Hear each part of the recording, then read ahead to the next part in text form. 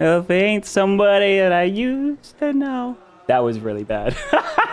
Hey, Sharks, how's it going? That Sharks are right, yeah. The funny, I can't see the bright light in my face. Not used to this. Not used to this. It's been a while. My beautiful voice. It's been a while since I've had a stream, eh? Bloody Thesis is absolutely brutal. Yeah, definitely. I mean, it's gonna be a busy time. It's gonna be a busy time. Sharks, I think you're making it a good call in not trying to dive too deeply into a game that is super addicting, like Civ always is, and just kind of holding off a little bit. For those that have been wondering where I've been, one, just life. There's a lot going on during the summer. I have a lot of running and training for this marathon and this Civ Give run that I still need to do. I've been doing bartending. I've been focusing on a lot of my own personal financial things. I turned 30 this year, so I had the classic, oh, I'm 30. I need to start taking care of some things, and I had to like completely disconnect from streaming and everything to take care of that. I'm not quite finished with all that kind of stuff, but we're definitely trying to ramp back into it now that the summer is officially over. I'm going to be back to doing some regular streams. There's going to be stuff on Twitch and YouTube. More likely, more of it will be on Twitch. So if you guys want to follow me on Twitch at YNerdyTV. But of course, there's going to be stuff on YouTube. That's where the game is anyways. Especially nowadays. Life bug always bites in the summer. Yeah, viewership always goes down in the summer. So it was like, do I continue to like pummel and drive myself through this? Or do I take a break and take care of the things I need to take care of? Because I got diagnosed with ADHD this year. And that was really, really something. And I've also on medication. I've actually moved from the slow release to the extended release, which has been incredible for me personally in terms of getting me through a lot of the tasks that would leave me very, very anxious. That's of course not advice for everyone. It was for me. Been very great. Love the extended release. Yeah, I mean, so that's where a lot of people, that's where my doctor wanted me to end up. Is like, try out this, and then we're gonna move to the extended release. And I kind of held off on that a little bit just because I wasn't sure. Anyways, that's a lot. We're want to talk about some Civ stuff tonight, eh? So, big Civ update. There is a ton going on over at the Praxis headquarters, and to really summarize what's going on, I'm going to jump over to this screen because, we also do have this start. We're playing as the new leader that just released in part of Right to Rule. So we'll be diving into her abilities and specifically this spawn. But before we get into that, I want to just quickly, I know people have had a bunch of time to like look over this kind of stuff or watch a couple of videos, but the brief synopsis of the 1.2.5 update is that they changed a lot. They've kind of gone from the ground up. The biggest thing is map generation. No longer are we getting these. Actually, you can. It's funny. They've released 2 new map types, and only these 2 map types, continents and islands and Pangea and islands, use this new map generation script. The old, very square, very vertical island shapes, that was a fractal noise procedural generation, while this is a, they had the word for it. It's a new type. There's an article here. Yeah, that pretty much works a lot more like this. It's a cell-based procedure setup, but they can have very different rule sets, including distant lands that go north and south. Way more natural landforms. You can sail like that's the coolest thing I think is you can sail up to the north to find distant lands instead of going just east or west. And continents that straddle from all the way from pole to pole almost. So there's going to be a lot going on map generation that is going to be where us as Civ players feels like it should have been, right? The thing that we have been accustomed to, where we have these very unique branching out maps Firaxis had to, for the sake of distant land mechanics and also balance in multiplayer, they wanted to start with the very blanket base canvas first, and then transition into the more unpredictable map types.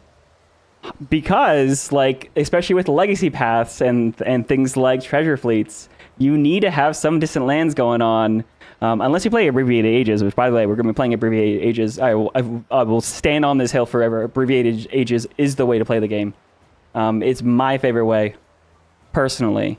At least once you get accustomed to several playthroughs, right? If you're starting to get old, if you're starting to get tired of hitting every single objective, every single time, play Abbreviated Ages. But anyways, they wanted to now roll this out, which is fantastic. Hang on. Let me find my previous page. Hey, Nud. Yeah, the maps needed an overhaul, no doubt. Absolutely. Especially in the single-player world. Like, this is very, very awkward to look at as a map. It does, like, for instance, like, look at this coastline. You almost always, no matter what, can sail and find some islands. And that was the point. The point was to have the testing maps be playable. Now, there's a lot to be said about Civ probably releasing way too early, and then Firaxis having to release the game with testing maps and not having the maps actually finished. But they are finally getting to the point where they actually have presentable... Like, we didn't have Pangea. We didn't have treasure resources on both continents, right, at the start. You couldn't spawn on the New World. There was so much going on with map generation specifically that makes you be like, yeah, I mean, this game released way too early. And that, of course, is not a Firaxis decision. I do not blame Firaxis at all. Have very good relationships with people at Firaxis, but I know, man, that's a hard position to be in for sure. But anyways, map generation now, especially like this one. This is the one I really like pointing out, and the one that I was using for the thumbnail. Like, this is 2 different continents. That way you can sail east and west, but also north and south, or there's just this very, very, like, words.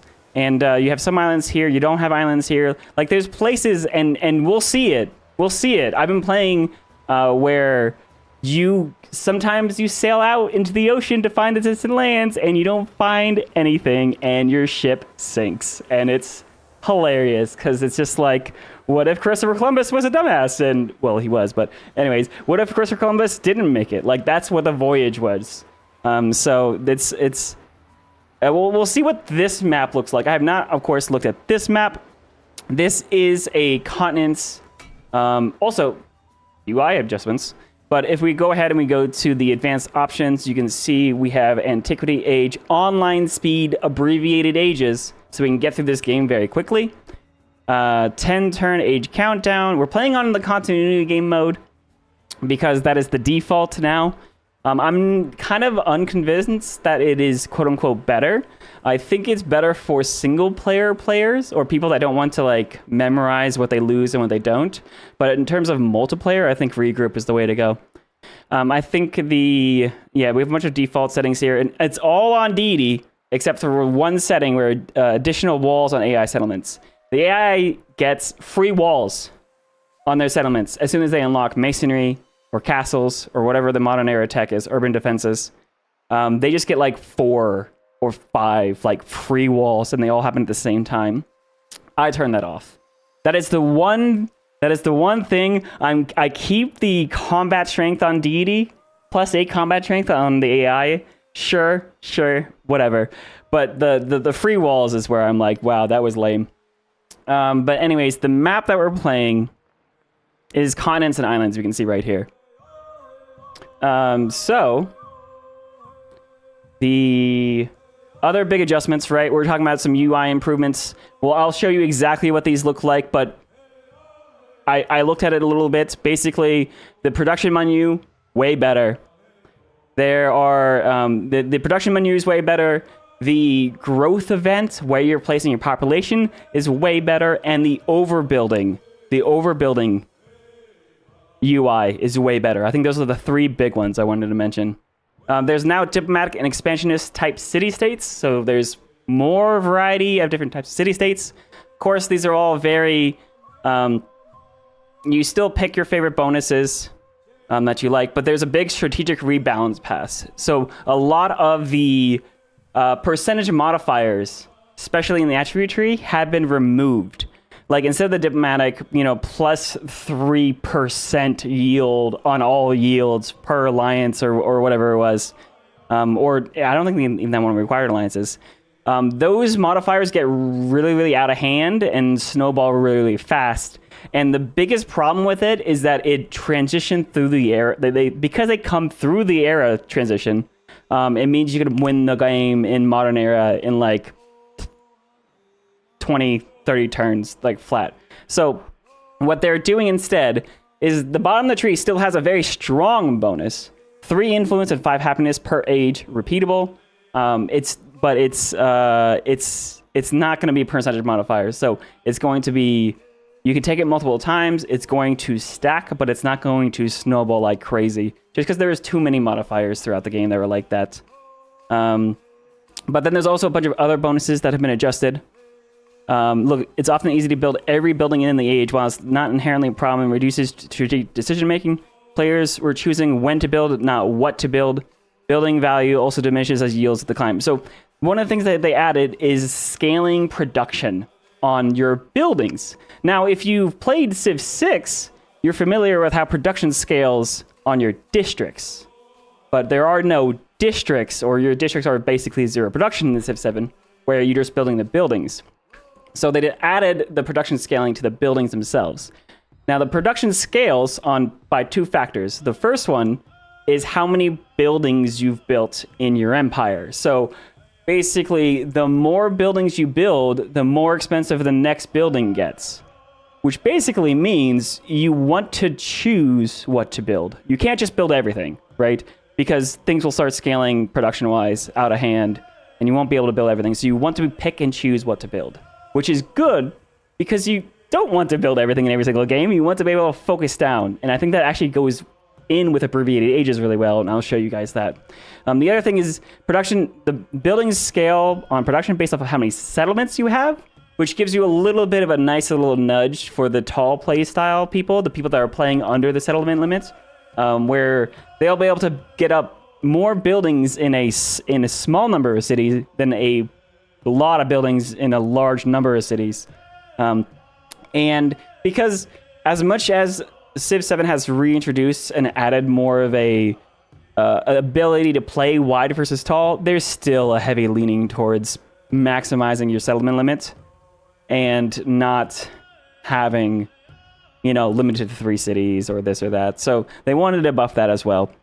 There's also been a bunch of rebalances to specific leaders, like Napoleon has a big one. There's been a bunch of adjustments. I know city-states bonuses have been adjusted. Specifically, the gain of free tech every time you choose a city-state has been changed. It is now just gain a free tech once. Which is great, because that was by far and away way better than everything else. I think there's things about city-states and how that scales. I think they become more expensive to choose for each one you have chosen. I might be wrong about that one. But there's all of course, the list down here in the YouTube description. And then, of course, I'll have a link for it right here in the chat for people on Twitch. But there's a huge amount of rebalances. This will take forever to go through all of them. So I'm just going to play the game.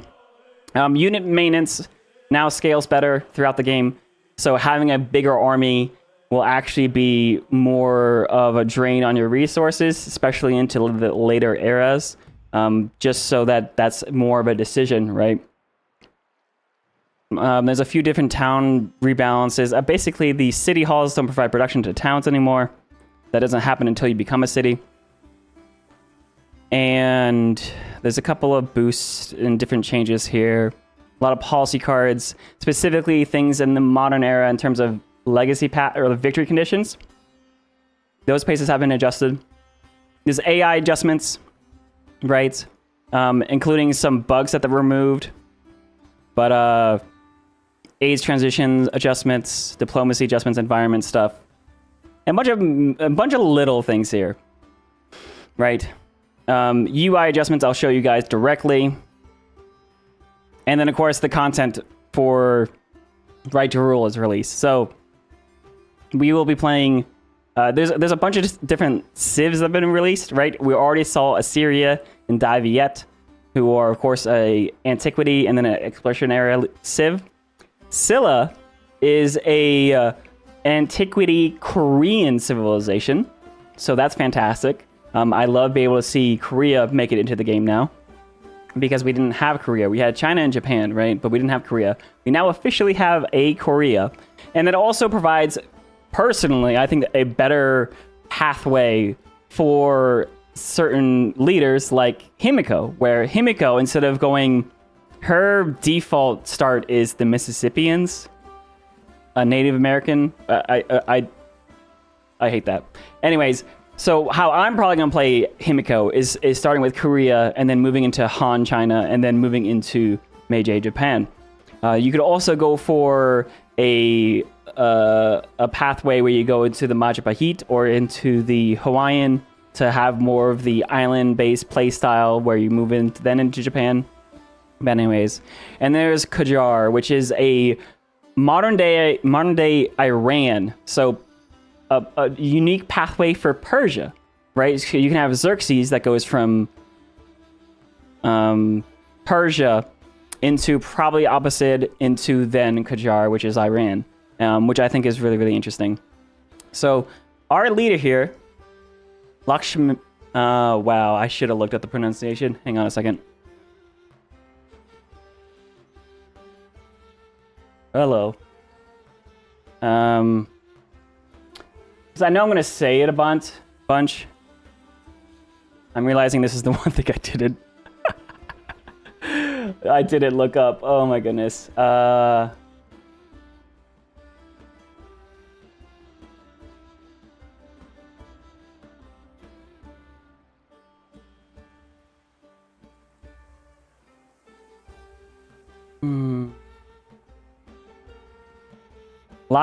Lakshmibai. Lakshmibai. This is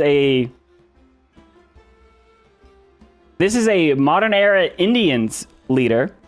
She is known for leading rebellions against specifically the British Empire. So we are playing as the Indian historical pathway. So we have started with the Marians, but her ability is very diplomatic based and aggressive. So I believe she is diplomatic and militaristic. So she has 50% influence towards initiating city-state incorporation action, which means you can now incorporate city-states as your own cities for cheaper, which is fantastic. You can grow your empire through influence as opposed to actually selling them on your own, which of course is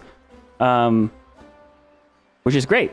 And when you incorporate a city-state, you also gain all of their units. So you get a bunch of units for free. So not only can you levy individual units, when you incorporate a city-state, you gain all their units. So being able to time that with an attack against someone could also be very strong.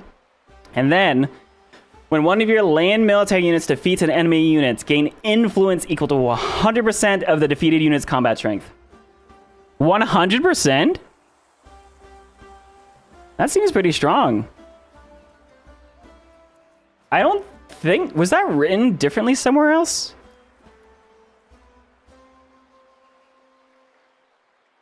Equal to a percentage of its combat strength. A percentage is 100%. That's hilarious. All right.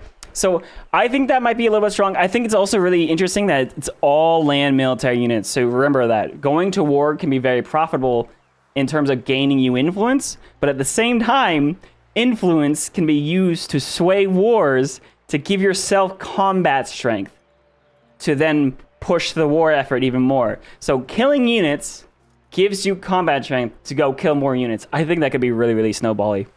That's awesome. We're going to be playing as the Mauryan Empire, who is, of course, an antiquity Indian civilization. We get to choose an additional pantheon after we unlock mysticism, so 2 pantheons. Hopefully we get some synergies with some influence. We have our unique cavalry unit, 5 combat strength against fortified districts. They can just run over walls. That'd be fantastic. We also have a unique settler, which adds 2 happiness on their city halls. We have a unique quarter, which is created by constructing the 2 buildings together. 10% happiness in the settlement. Our 2 unique buildings give happiness and science adjacency for quarters and wonders, and the other one gives happiness and culture adjacency for mountains and wonders. So basically, we're going to have a lot of excess happiness. Now, the Indian civilization, you can choose to use that excess happiness to play tall and focus on getting a lot of social policy slots, or you can use the excess happiness to help you wage a war effort without really worrying about the happiness penalties from your war. So very, very nice here. I took an extra diplomatic attribute point here and a gain 100 influence when you become suzerain of a city-state. Mementos, because those are going to go really strong with our bonus here. Units are severely underpowered after antiquity, though, so 100% seems right. I think, yeah, I think you have a point there. I guess, so if you kill, like, a legion, that's like, what, 25 combat strength, so 25 influence? And I know with each era, each tech is like 5 combat strength difference, right? And which means, and there's only like 3 tiers at most per era, so it really doesn't go very high. So maybe you're right there, Graham. I think. I mean, obviously, I haven't played it yet, so let's try it out. I'm gonna start by picking a diplomatic attribute. That's +1 influence per age on the palace. That's gonna be fantastic for us. So you'll see here, here's some of the adjustments that they've made, right? The 5%, or the 10%, or no, was it 5% culture? Repeatable is now 5 culture repeatable. The influence to all yields on diplomatic, the 3% is now just 3 influence and 5 happiness. Economic, you get 5 gold repeatable, you know, you get 1 food in cities per town. Militaristic, you get healing, that's what it was. But scientific, yeah, 5 science. So there's a lot of these different things. Bomber's only 60. Yeah, I think it feels strong in antiquity because the baseline unit, like the warrior, is 20 combat strength, while it will feel less strong in modern, personally. But I guess, I don't know. Let's think about it. Let me go to the tech tree. So our warrior, or sorry, our spearman here. Can I do a Civilopedia thing? Units, land combat. Let's do a warrior. Warrior is 20 combat strength, right? And then upgrade to a spearman is 25, and a phalanx is 30. And that means on the next era, you start at 35. 40, 45, and then modern era you start at 50. Just because you start at like 20, I think it feels I don't know. We'll see. We'll see. But the ability is specifically land military units. So that's going to be things like tanks as opposed to bombers. Assuming you're killing bombers with planes. Either way, let's see how it goes. I have this spawn here. I really like this spawn. We have a gypsum, we have a colon, we have a clay, and silver right nearby. I don't know what this map is going to look like. By the way, we are playing, I know this is taking a while to start, but anyways, I am playing with basically no mods. Now, by basically no mods, I mean, so most of the mods have broken with the update. That is normal when a big structural update happens. All of the code has shifted that breaks things in certain mods. So things like detailed map tax, it's not working right now. So I can't use it tonight. I still have it on. I'm just not going to use it. I turned the 2 example mods that Firaxis used, the narrative events and new policies. Those are on just because they're officially supported by Firaxis and our friend Sukratact. And then I have the policy yield previews on. Other than that, there are no UI mods because I want to be able to show you guys what the UI looks like. Like here, this pause menu is very different, right? there's a restart button, right? We've had a restart button, but you have additional options. Of course, this looks a lot prettier, but you're able to go to the advanced options, look at all of your setup here. Here's the game map seed for anyone that's trying to recreate it at home. And but specifically, I'm just gonna go ahead and start settling. I could try to move to get to one of these resources faster. It's not worth it. You're gonna lose a turn. We're playing on online speed, abbreviated ages, and honestly, growing to you want to be halfway between both these resources to be able to settle here. So we'll settle right in place. We have 5 food, 5 production, 5 happiness, and 1 influence, right? Because we have our attribute point. Right? And we'll choose our production. We'll go straight for a scout. And that's going to be... I like going double scouts into a single warrior in a lot of my games. We do have a clay pit we're probably going to try to grow to first. So that probably means a pottery opening. Am I on Twitch too? Yes, GoPack. We are also on Twitch. So wherever you guys prefer to watch content, feel free to go to. Oh, goody hut. Nice. Technology-wise, we're going to go ahead. We're going to start with pottery because we want +1 production on our clay pits because I'm going to try to prioritize the colon before the gypsum because I want to be able to work all the tiles, so I want food. I'm going to go double scout here. Now remember, we're playing on online speed, abbreviated ages. So that means it's not a 200 turn game. It's 100 turns, but you get 20 less turns on abbreviated ages. We will not have time to complete every single legacy path. It is actually mathematically impossible to complete every legacy path on abbreviated ages because you only need 80 age progression, and completing legacy paths will increase your age progression. Oh, that's been adjusted. Oh, the first milestone does not advance the age. Only the second and third do. And by less. All right. You might be able to get more done than before. Hey, GoPack, how's it going? Anyways, so I'm going to try to lean very economic. The reason why I want to lean economic is because the modern era Indian civilization has a big boost to gold and less to other yields, so I'm probably going to go for an economic victory by the end of the game. What we do in the other eras doesn't really matter as much. Ooh, I want extra production to get my settler out faster. My scout. So I have 2 scouts. I'm actually going to go for a warrior now. You do need some defenses at the beginning of the game. 3 scouts is awesome, but I do need some warriors. But so I would love to grow to... Oh! First UI adjustment. This is the new growth screen. So you can see there are now green up arrows when you're gaining a yield. And you'll be seeing there's a down red arrow when you're losing a yield. Those are also consolidated. So when you have those times where you're like, oh, you have a +3 happiness, but a -2 happiness because of this or that, it just consolidates. It's just, here's +1 happiness if you go on this tile. So I can see I can gain 1 food and 1 happiness over here. I can gain 1 production over here. I can gain 1 food production and happiness over here. I can gain 1 food science happiness. And you can also see on the left-hand side a more detailed breakdown. So you can see our food will go from 5 to 6. You'll gain a science, you'll gain a happiness. You can hit spacebar and see an actual before and after. I don't think that's absolutely necessary, but if you want to, it's there. And so that will help, you decide which tile to grab when you grow population, right?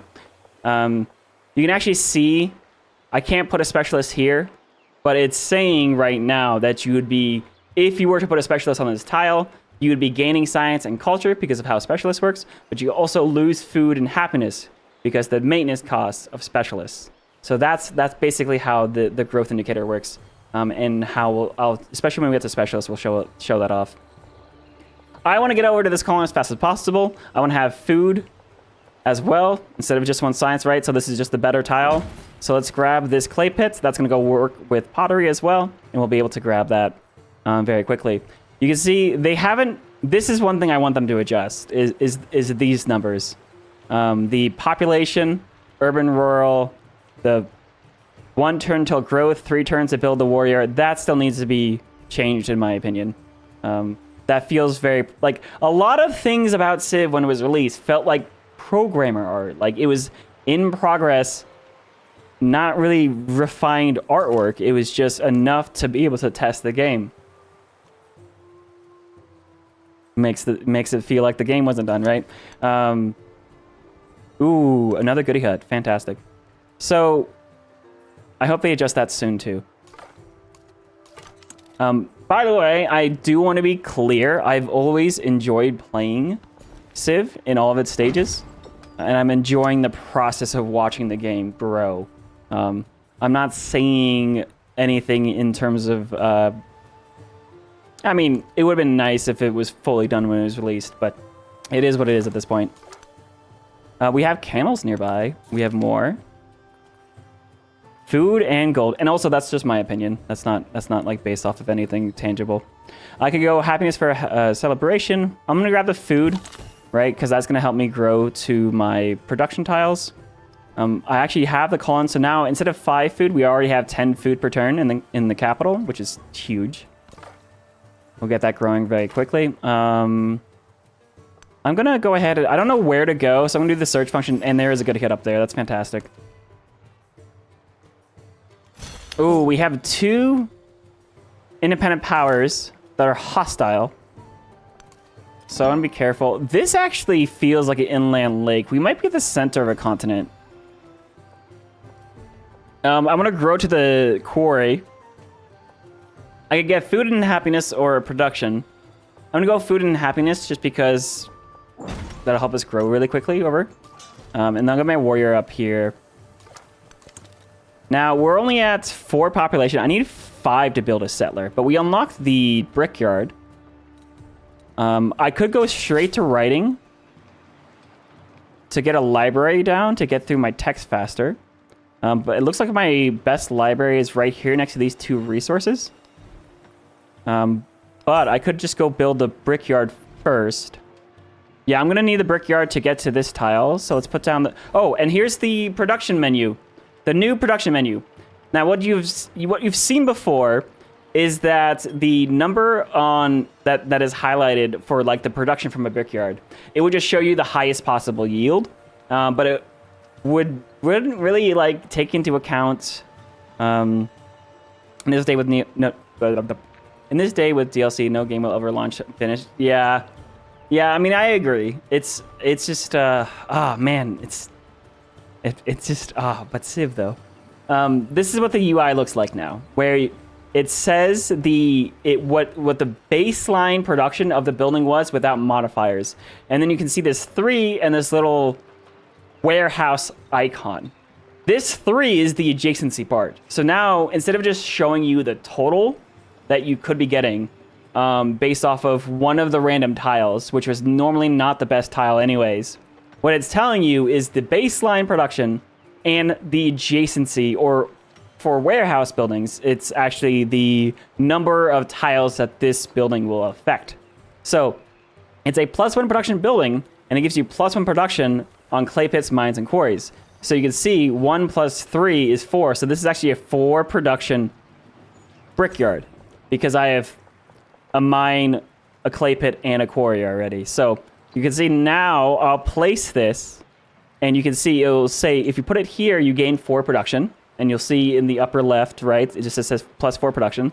Or you can place it here. Now, this will remove the population, so you actually remove that tile improvement, so you lose a food, a science, and a happiness. Of course, that population just gets moved immediately after you do that, so that's kind of... But that's basically how it works, right? It will show you in a much better fashion, in my opinion, how your yields are going to be affected. We're at 50 gold. I might actually buy a scout here in a second. Oh yeah, these scouts are just zipping around. There seems to be a bunch of mountains nearby. That'll be good for our culture. So I can grab happiness. Folk have gathered to celebrate a god of plenty. Gather culture or happiness. I'm going to grab the culture because that's going to get chiefdom done for us. I'm going to pull out these policies. Now, charismatic leader and tool making These are your first policy cards. These are the additional policy cards that come from the Firaxis sponsored, or the Firaxis mod. Cylinder Seals gives food and gold on your palace, and Oracle Bones gives you happiness and culture. All of these affect your palace. And so normally I take Charismatic Leader because the culture is very powerful in the early game, but I actually kind of really like the growth too. Cylinder Seals, food and gold, and just to do something different, I'm gonna play with this card for a little bit, just to get the capital grow up to 5 population so that we can get our settlers done. In terms of our civics, I'm gonna go straight for mysticism. We get 2 pantheons, so I want to be able to rush for those. And then we'll bring our warrior up this way to scout to our south, because that's probably where we're going to end up settling. Now, choosing a government type, I'm not sure which one is the best, per se. We are playing on Abbreviated Ages. A lot of people like taking Classical Republic because the wonders of the most contested legacy path. But if you want to prioritize science, maybe despotism is better, especially warfare.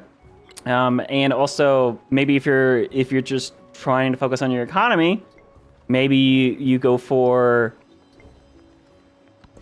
oligarchy, right? I think the Abbreviated Ages actually makes this choice a lot more interesting. Now, I'm going to have... It's going to be interesting playing the Indian civs all the way through. But, you know, Classic Republic is good because of the culture. The one in production is interesting, but it's very hard to time. I find waiting for the production bonus to actually be what ends up making me lose a wonder in the first place. I might just pick oligarchy here. 20% food for 5 turns, or 30% production towards construction buildings. That's actually very good, especially late era. So we're gonna go oligarchy this game. I like that.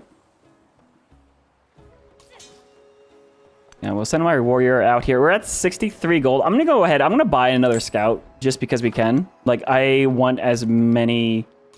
the ability to scout and grab as many of these goody huts as possible. Culture and happiness or gold. I'm going to grab the culture and happiness because I want to boost to mysticism. And these... I want to know where these city-states are specifically. Because I need to start befriending them once I get up to enough influence, which should be very quick. There's one. We'll do a little search too. Now, ooh, I might want to settle over in this direction. Oh, right. We get the bonus to incorporating city-states. So I'm going to befriend this independent power. Spend influence, 85 influence. Keep an eye on that number. I want to see if that starts scaling. Of course, they are not friendly, so it's going to take a while for them to become friends. But I just want to be able to grab them as soon as possible. Like, we have the influence. We might as well. Can I go that way? I cannot go that way, so I'm going to go back. The mountains are blocking it off. And there's another warrior. All right.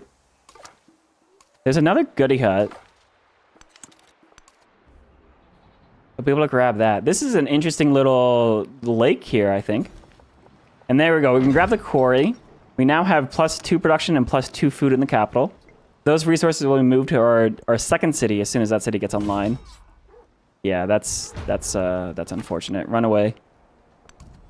But go this way. More mountains. I need to bring this warrior back to deal with this.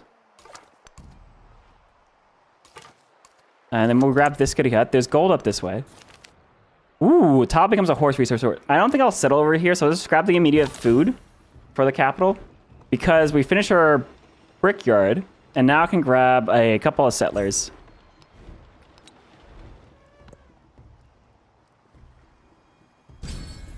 Now, I don't know where to send them just yet. But we can pick our first oligarchy celebration. We'll go for the 20% food.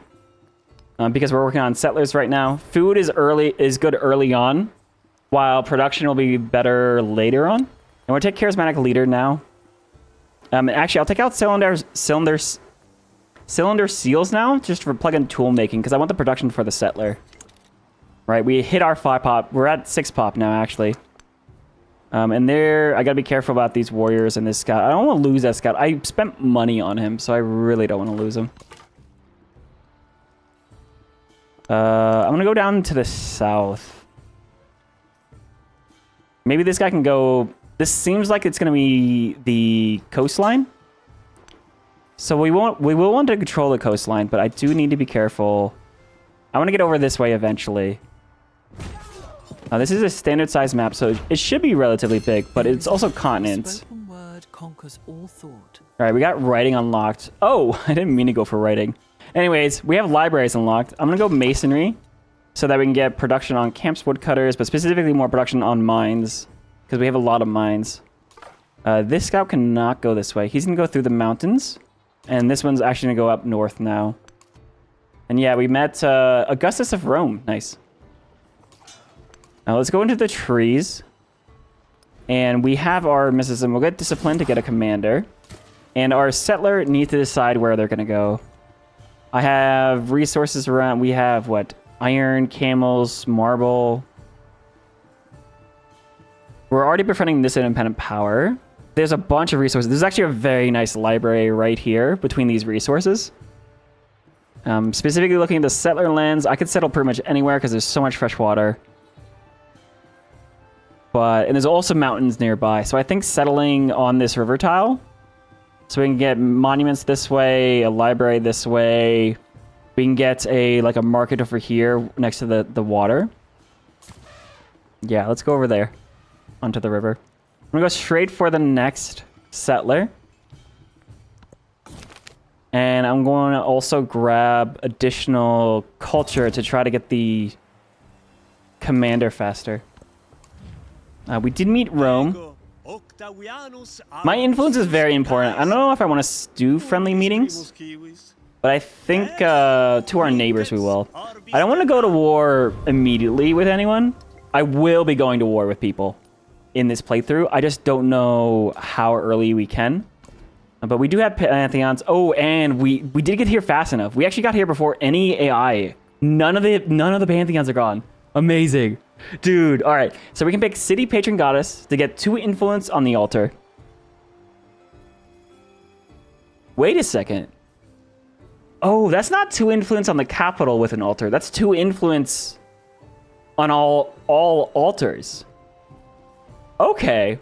So something I've been liking doing recently is taking one of the pantheons where you only need 1 altar, right? So like specifically, fertility rites, you need an altar in every single settlement.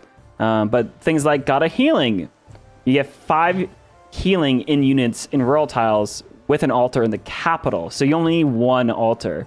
God of the Sea, you need multiple altars, right? God of Wisdom, you need multiple altars.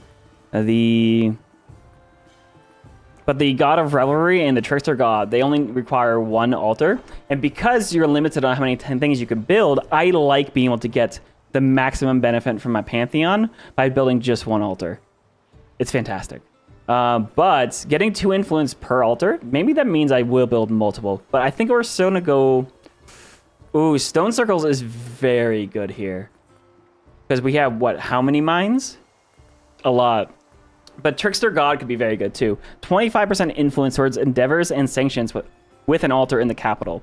Now, that just is going to save us a lot of influence. If we do want to do endeavors and sanctions, which we do, you'll be able to do those for less influence, and you get to use your influence on more city-states.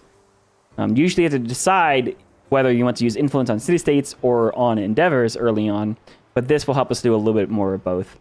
Especially with the extra influence on the altar itself. That's fantastic. Oh my goodness, that's awesome. All right, I'm going to keep on exploring. This bay might actually be opened up to the ocean. This is something I've been seeing recently. Some of these new maps, dude, look at this. Look at this. Look at this inland sea, like this Mediterranean style sea that might be going out to the ocean. That'd be sick, dude. If that's real, that's a big plus. That's a really big plus on this map, guys. On these new Civ maps. Holy cow! Oh, and a wonder. See straight inside. A Luru. Amazing. All right. Does that move my settler? I think I still want to go for this immediate settlement, but I will be wanting settling over here. The Uluru gives you 6 happiness, but more specifically, it gives you 2 culture on desert terrain. And there's so much desert. And so many mountains for culture adjacency. And the wonder... Oh, dude, that's going to be really good. That's where the second settler is going, for sure.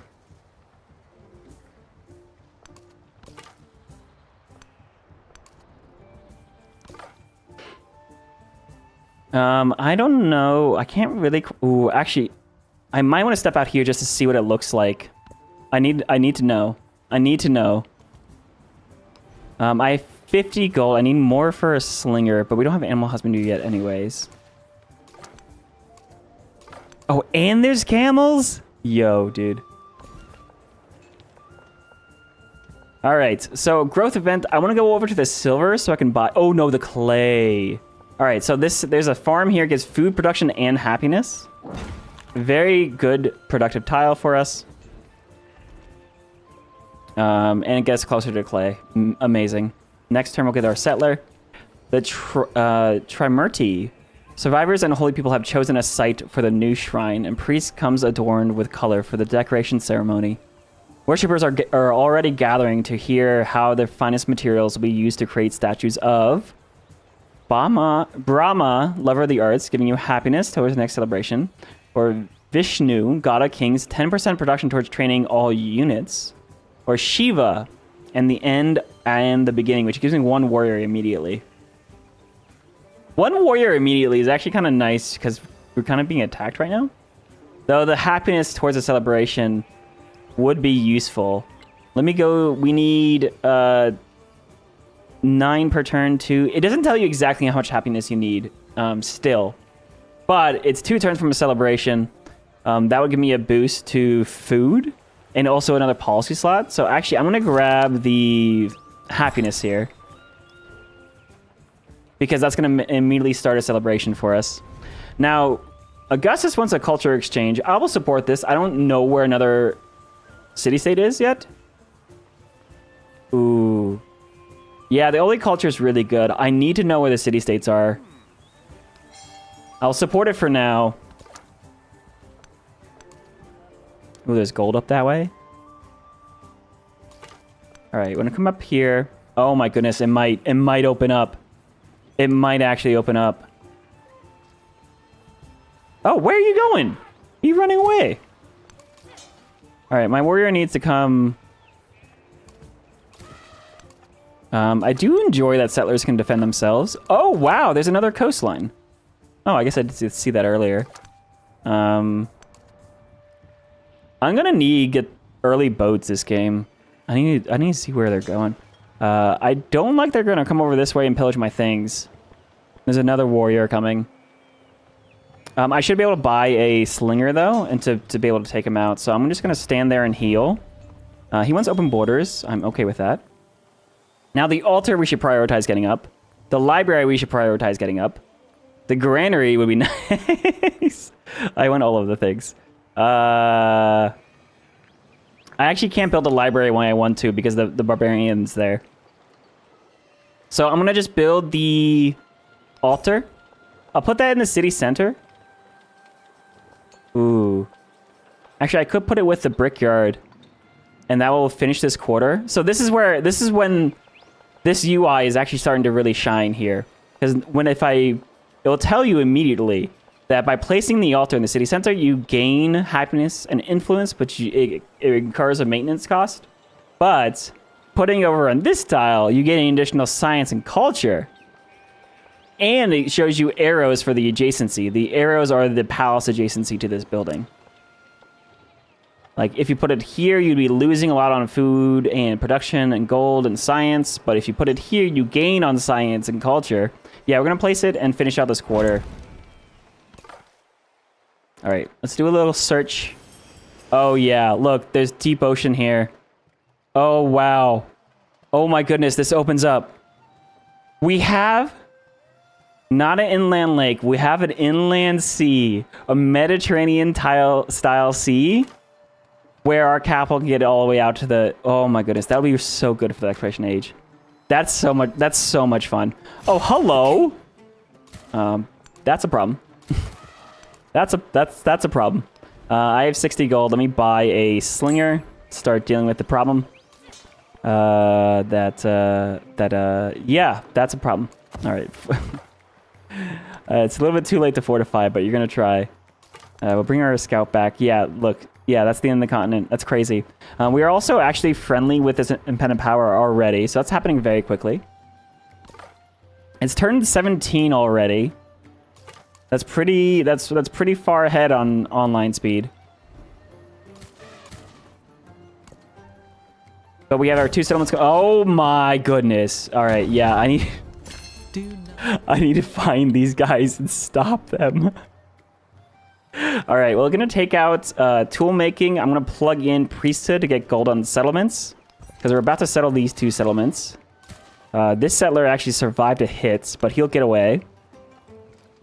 And we have our commander just in time to start taking some of these guys out. Culture-wise, I have discipline, I have mysticism. I don't have any nearby neighbors. I don't need code of laws. I'm going to start going for our Marian civics. Unlocking our unique buildings. Giving us happiness, culture, science. I specifically want to get the settlement capacity up this way. Infantry gain combat strength when adjacent to each other could be useful for these barbs. Units adjacent to the unique cavalry unit heal 5 hit points per turn. I don't have those yet, but I will. Petra will be a priority for us if we can. I would love to get Petra. There's an independent power. They are unfriendly though. We've met Tecumseh. He's going to actually like a lot of independent powers too, so he might actually be a little bit of a nuisance to us in terms of friending independent powers. I'm going to send him a friendly invite because I think he's going to end up liking us just because we like independent powers too. Right, fortifications have been completed. Oh, they're getting attacked by 4 units though. I didn't see the slinger. Yeah, they're dead. Oh, no. All right. Okay, I'm going to settle this settlement over here. This settler definitely wants to grab... I could settle this turn. None of these resources are super high priority to grab fast. Jaden, welcome in. Welcome in. There's so much dude, look how much culture is here. Wow, that's 4 adjacencies for a monument.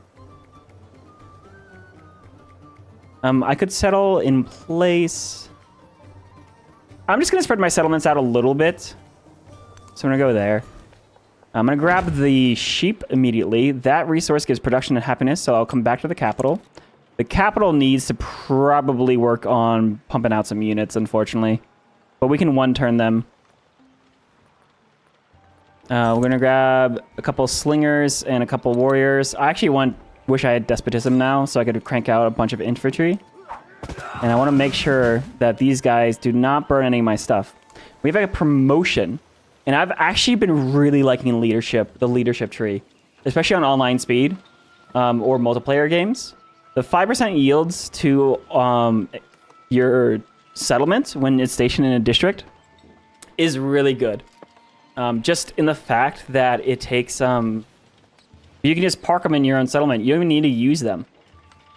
So it's just good in peace games.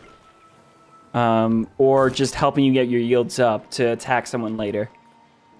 Ooh, birthright. Lakshmibai is a queen by birth, but rule can always be contested. As the messengers return from the battle, she considers, are grace and legal right enough for rule, or must all be changed to keep hold on power? Trust and conviction and grace have 3 cultural buildings. I'm going to have a lot of those. That gives culture on all settlements once completed. Trust only in the military preparedness. Have a commander with 3 promotions gives you +2 combat strength on all your infantry.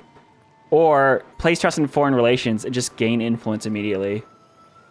Oh man, I really like the quests. +1 culture in all settlements is pretty strong. The influence would be good, but it's only 12. That's 1 turn of influence. So let's go for the quest. And local festival, we're gonna go for just accepting. This gives you influence and him happiness. And we like influence, so that's awesome. I'm gonna keep on scouting. I need to bring this scout down to the south, I guess. This scout really got kind of screwed on the direction he was going. But it is what it is. They'll be friendly soon, so I'm not worried about that. I guess I could get sailing unlocked and go across the water. But I kind of just want to go to the south too. So we're going to do that. Influence. Yeah, if I knew where this independent power was, I could befriend them and then get them to stop attacking us. But I really can't yet. It's still 85 influence for the next independent power. I'm going to keep an eye on that. Oh, maybe this scout will help us find where they are. Oh, and they'll go south. So maybe this scout will go north. Once we get sailing. Oh, they're going to pillage all of my things. I need focus fire. Specifically on the guy that's going to attack my slinger. And we actually get a warrior from this independent power, which is perfect timing. So let's come out this way. And we'll get another warrior out next turn. Farmer's market. I'm just going to accept this. I love food in towns right now, but I need my influence.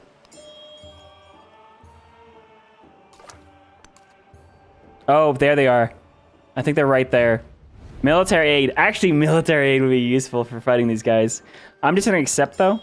Because I could probably just turn the independent power through influence. Now, remember, we'll be able to incorporate these independent powers with our influence as well. So that'll be very good for us. After masonry, we're going to go sailing to get the scouting. Oh! Do I want to settle over here? That'll put me in range of these resources and the coastline. Oh, and this. Hang on.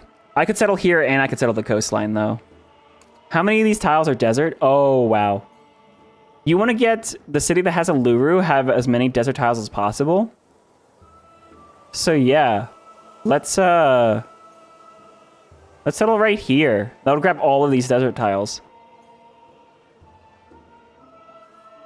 That also might bring a good...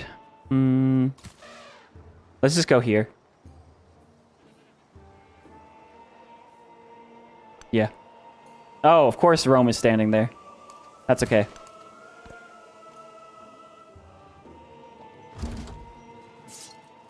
Alright, we met another Civ. Hatshepsut of Egypt. Now I'm gonna just do a basic meeting there. I need to save my influence. You're on your very first playthrough of any civilization. You don't fully know what you're doing. The more you learn. Yeah, the more you play, the more you learn.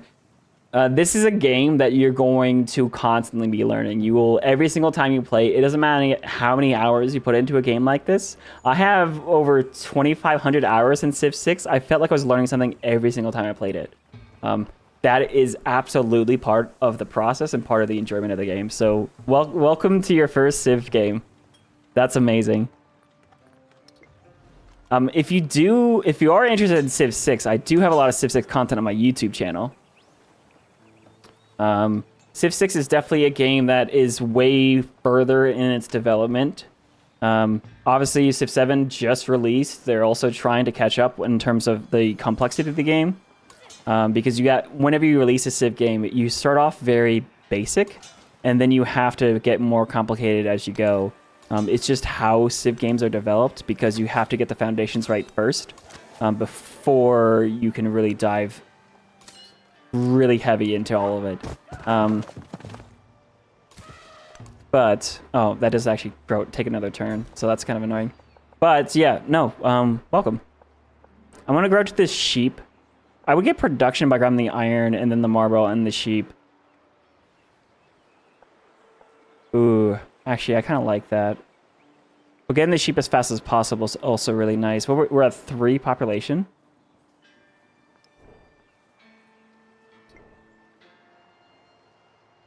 Actually, yeah, let's just grow straight to the sheep. I can remove that population later.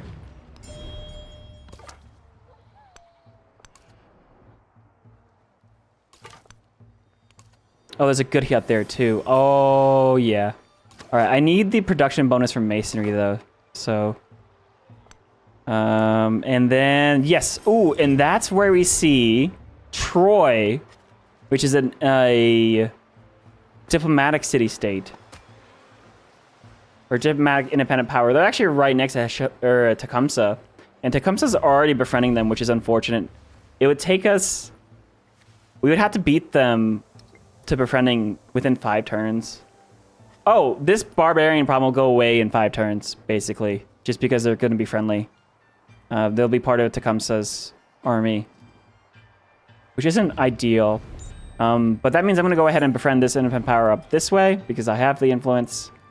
I really wanted to have Troy on my side. Wow, okay. That's a problem. Hide. Hide. Actually, it is nice that he likes me so far. I might need his open borders soon. Looks like we were able to fight them off. They did back up.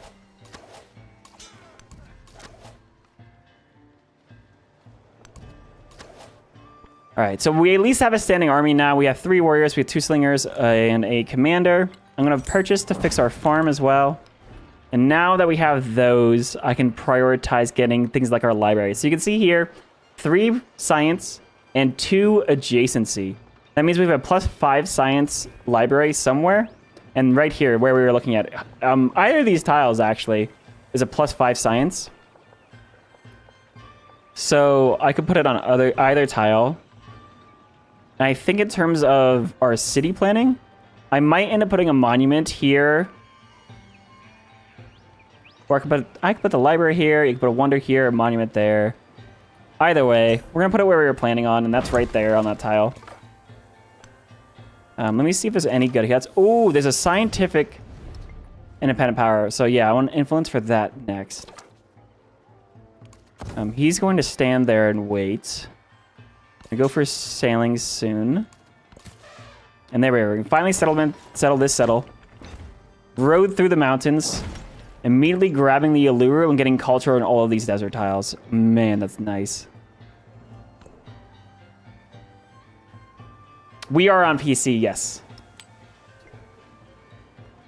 I'm not sure how Civ 7 plays on console. I'm assuming you're playing on console.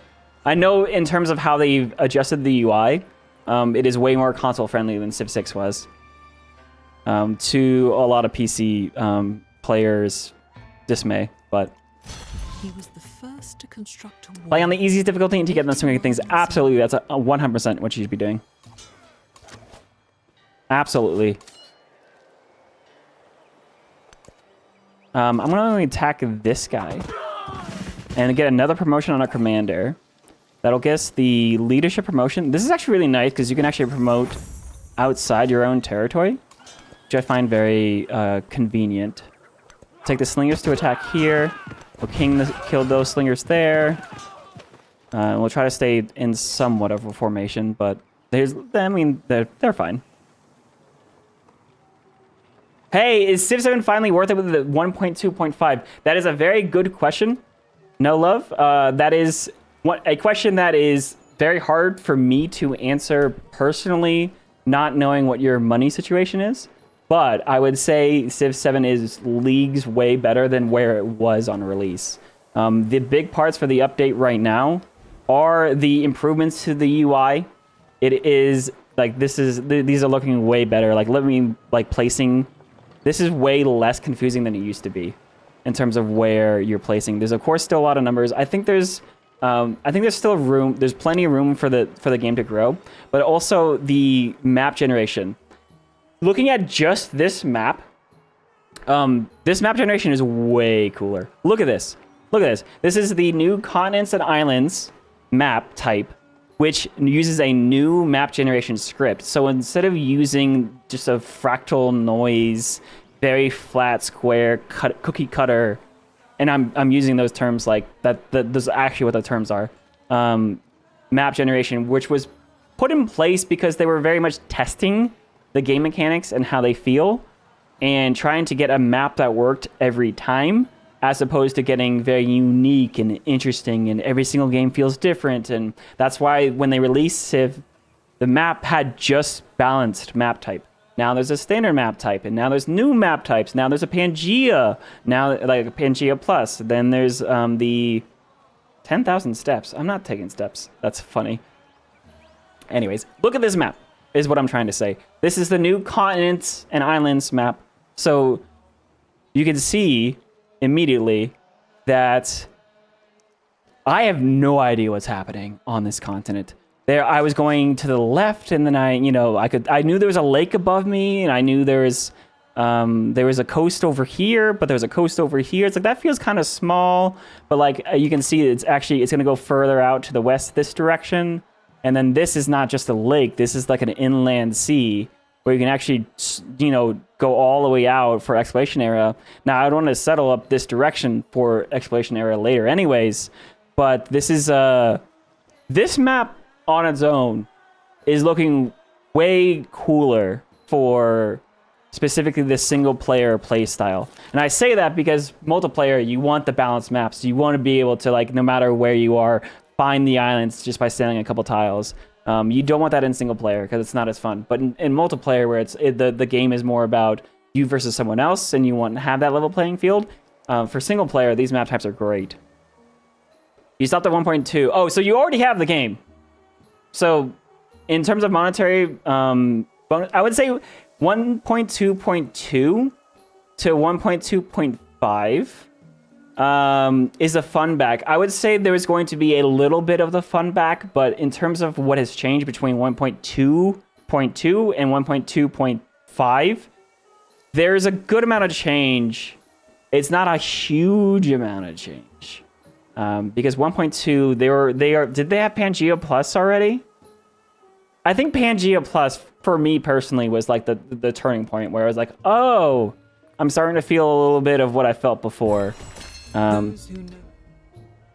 But yeah, also it depends on how much time. I would say, no love, if you felt burnt out and bored by Civ, especially if you're doing like repeating the same tasks over and over again, you were completing every single legacy path every single time you play on abbreviated ages.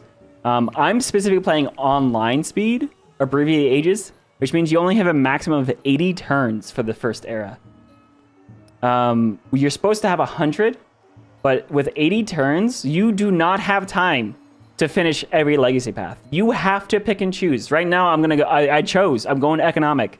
I might have a little bit of science, military, culture. Military, I'm not getting, I'm probably not even getting to fealty on military. I might get 1 or 2 milestones for culture and science, but in terms of economic, I have to beeline economic to make sure that I actually get it.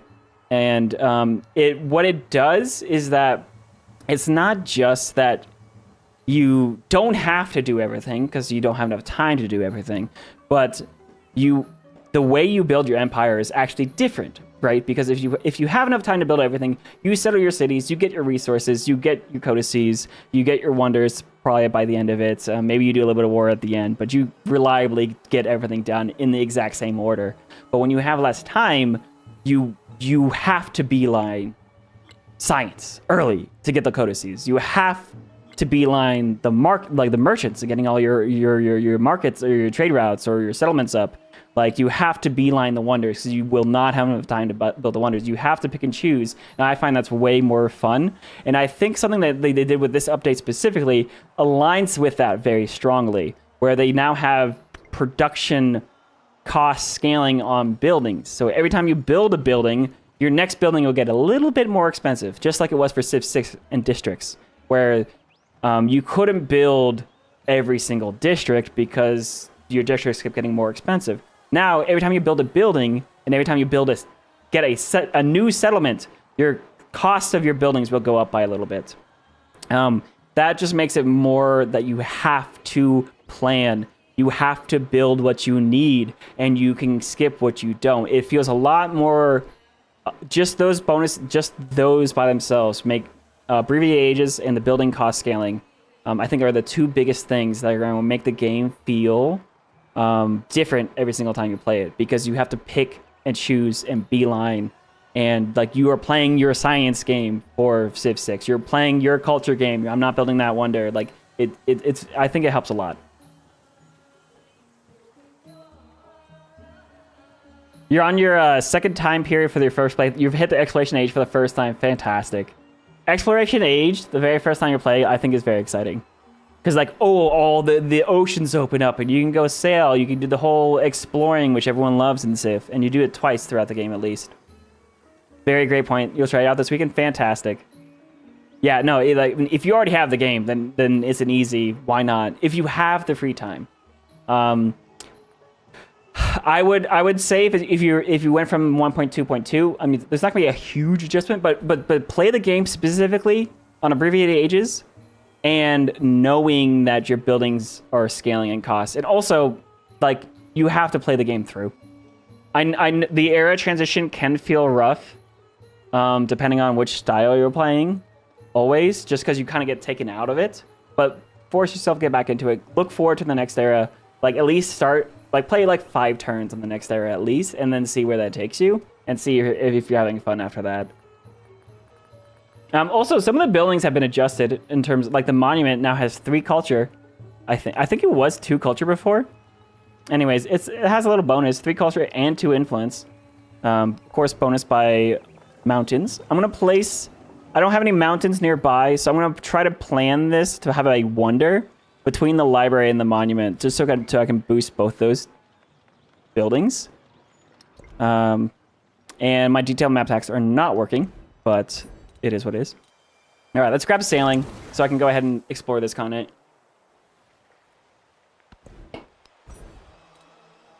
Maybe I should turn that into a video specifically, highlighting specifically the production scaling, but it would require me to play through the whole game, which might take a little while. Let me go for Code of Law so I can unlock Petra. I don't know when we build that, but I want to have it unlocked when I'm ready. But also merchants. Tecumseh is actually pretty close to us. So, oh, I hope he doesn't die. But at least we'll get this independent power on my side. And I'm saving influence for the scientific city-state specifically. Now remember, scientific city-states, they no longer have gain a free tech every single time you choose a city-state bonus. Which is good, because that one was too strong and I took it every time. Now it's just, to get 1 free tech. So there's a little bit more picking and choosing what we're going to want to go for there. I'm gonna go ahead and step my warriors forward.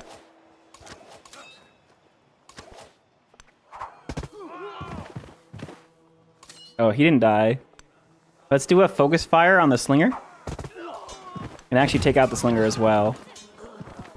But yeah, we're doing a little bit of fighting here. That's nice. Let's grab the clay. Huge. Clay is a bonus resource, but I definitely want that in the capital, because it gives me production on my warehouse buildings. I only have 1 warehouse building, though, so it's only +1 production. Okay, it will save my town for now. I have to decide which of these has to become a city first.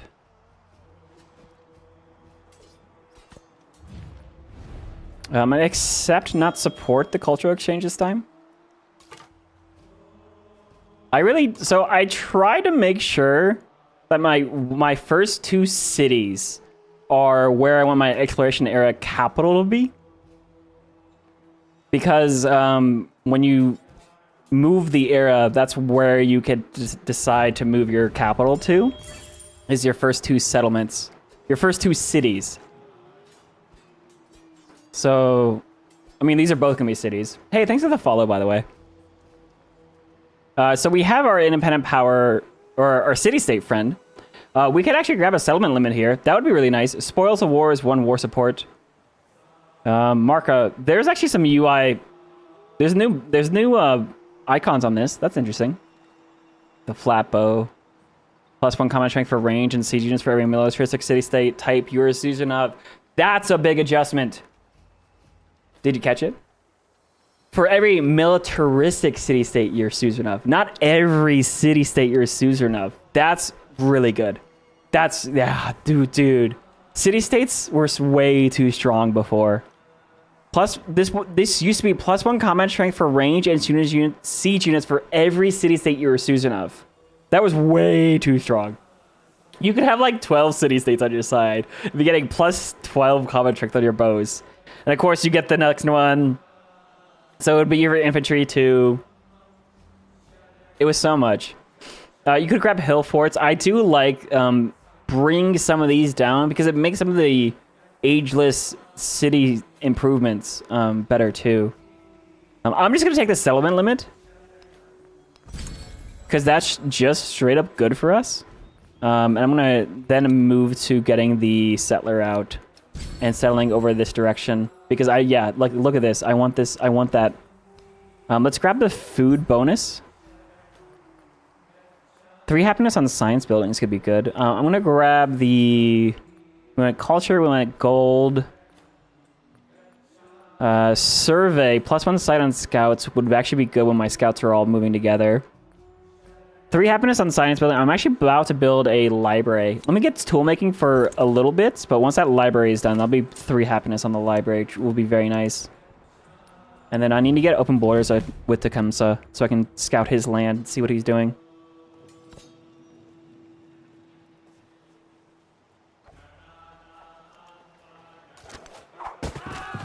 All right. Yo, influence from killing units. 20. I have 200 influence. When did it happen?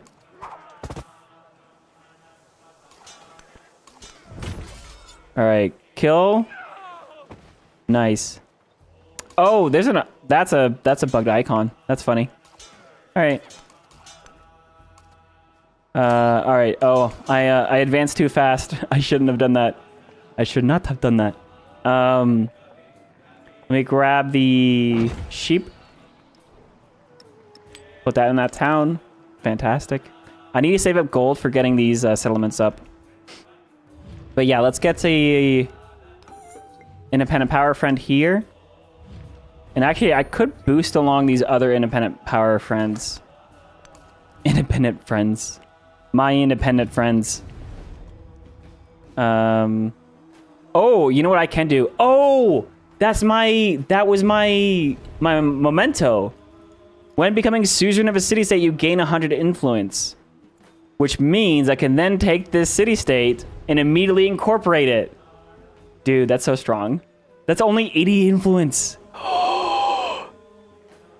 Dude. And look at this army I would get. And there's a river here. Gimme. 5 turns, that'll be a city. Holy cow. So then I need to go for irrigation for this other settler. Grow a town. Let me grab the... I'm gonna go for the wild game. What game is it? Ooh, it's buffalo and geese. That's funny. Open borders. All right, the creek. Nice. Sailing in 2.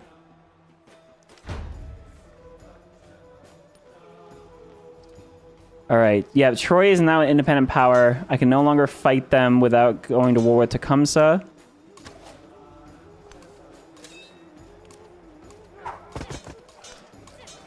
And I don't want to go to war with him. Unless...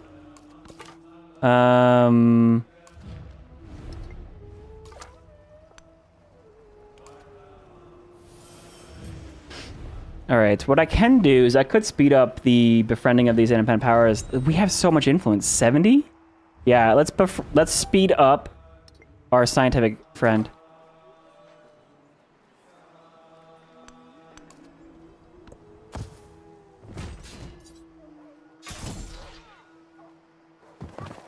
Oh, there's a lot of fighting. There's spearmen down here already. All right, so we got sailing. We have access to galleys. Let me unlock irrigation so I can get that settlement limits. And yeah, this scout can now go ahead and grab his goody hut. 30 culture, but negative 100% happiness for 2 turns. Or destroy the cursed thing. I think I want my happiness. We have actually a good amount of happiness. Let's just grab the extra happiness on top. And we got a scientific attribute. Huge. Science on the palace and city halls. Nice. The river there is Ooh, like the Grand Canyon's up this way, and more good guess.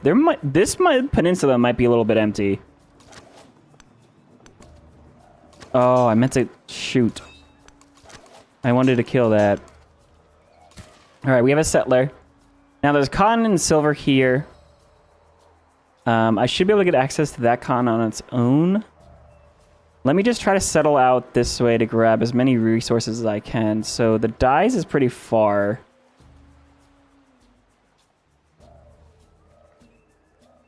So I think the Camels and Iron will be a settlement, but this settlement could go even further out.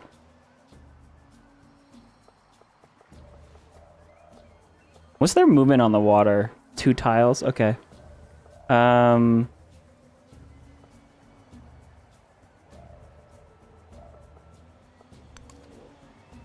All right. So that settlement's gonna be ours. Actually, I need 3 turns for the settlement capacity. We'll see. We'll see. I'm not sure what I'm doing yet. We'll do a little search there. That's what that land between us looks like. Interesting. Kill the scout. Let me also just pack up my military and send them into the capital so that I can then work on just getting the most out of the yields from my bonus. Here's a culture tile. The desert tile, right? Military aid I don't need.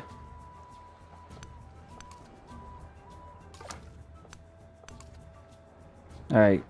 Their scouts are starting to come around here too. We have 170 gold, so I can start dumping that into my settlements. This settlement is so good. It has 6 culture already. It's 250 gold to convert the settlement to a city. Every time you increase the population, it gets cheaper though. So I'm going to try to dump money into improving the settlements so that I can make them cities. Also, that looks like that's, is that Spain? I don't know who that is. I'm just gonna buy, which settlement do I want to, which settlement has to be the city?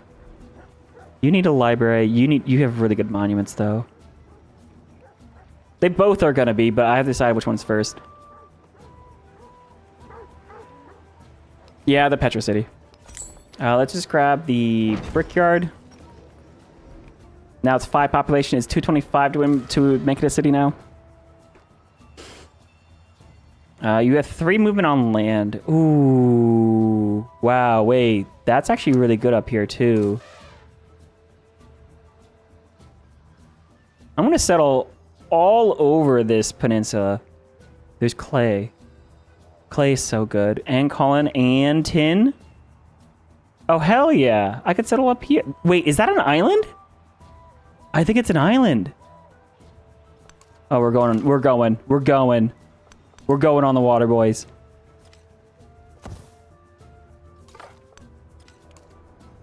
Oh my god, it's an island.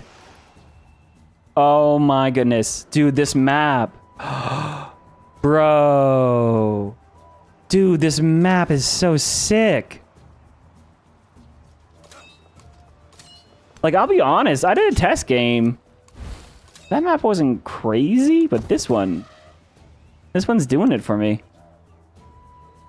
I think I want to settle right here. I'm gonna be close to the mouth.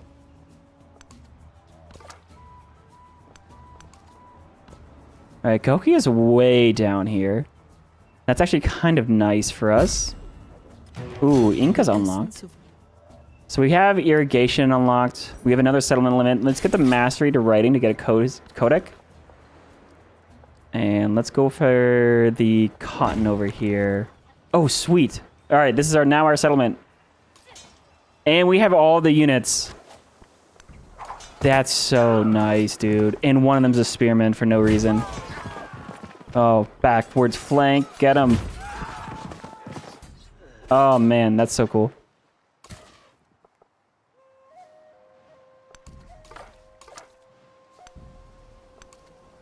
Oh, dude, and there's a wonder up here. There's another desert wonder up here. Also, this warrior is gonna go get that other goody hut. All right, so that'll be our settlement limit. Hanging Gardens is such a good wonder. The AI built it pretty quickly, though. Now, you do want to build a unique quarter next to your districts.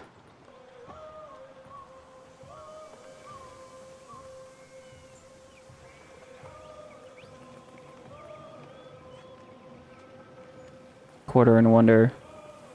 Let's just put it right. Let's put it here on this mine tile. Because then I can move the population over to the silver. Which is very nice. Oh, my scout's here. He can grab that. That's fine.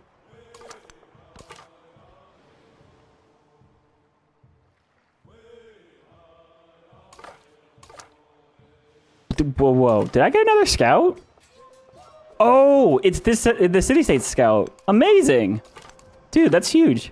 Free scout. I love scouts. 6 turns to get that independent power. 6 for yeah, 2 more independent powers are going to be on my side. Oh, there's actually one down here that he's trying to befriend. He's going to have it at 11 turns. If I use influence, I might be able to beat him though. He will not like that, but that is okay.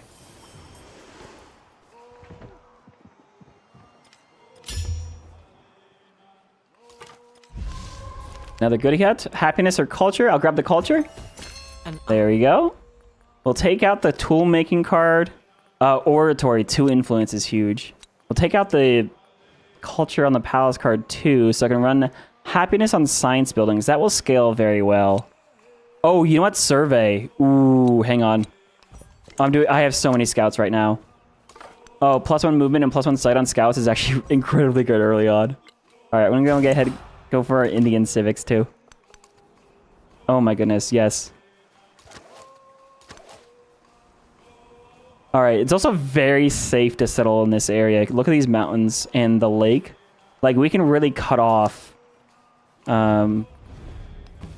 Tecumseh so that if he wants to be aggressive, he just won't be able to do much to us. I'm going to stump more gold into... Oh, man. These warehouse buildings aren't super good. The granary might give us a little bit of food, 2 food. Maybe it'll save us some gold on upgrading to a town. But I'll put the granary and the brickyard there. It's now 200 gold to convert to a city, so I'm going to save up gold now. And get that settlement to become a city soon. I also do need to get a fishing key and get some boat sailing. Yo! BZK3000, welcome in. Thanks for the raid. How's it going, guys? Nice to meet you guys. Were you playing some Civilization?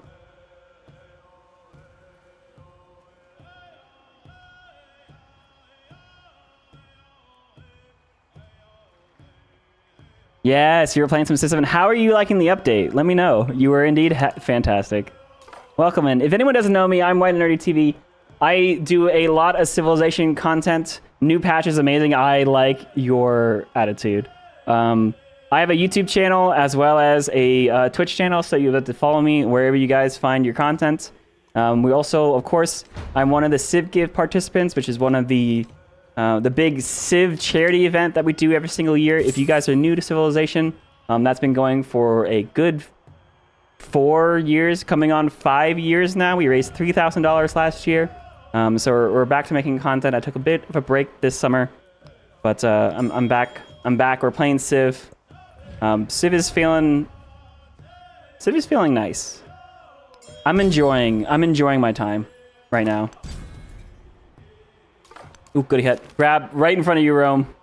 All right, I'm gonna grab. Ooh, the gold. The science would be nice, but the gold to help me to get our settlements into cities will be a big deal. And then yeah, we're gonna come over here to settle. And then I'll have a nice forward base. Celebration time. I'm gonna go food again. Once I have more cities, I can take some of the other ones. Happiness and science buildings, very nice. Yeah, we're just gonna start stacking happiness and getting policies and stuff like that. We do have our first merchant. So let's go to the creek. Send him a trade route.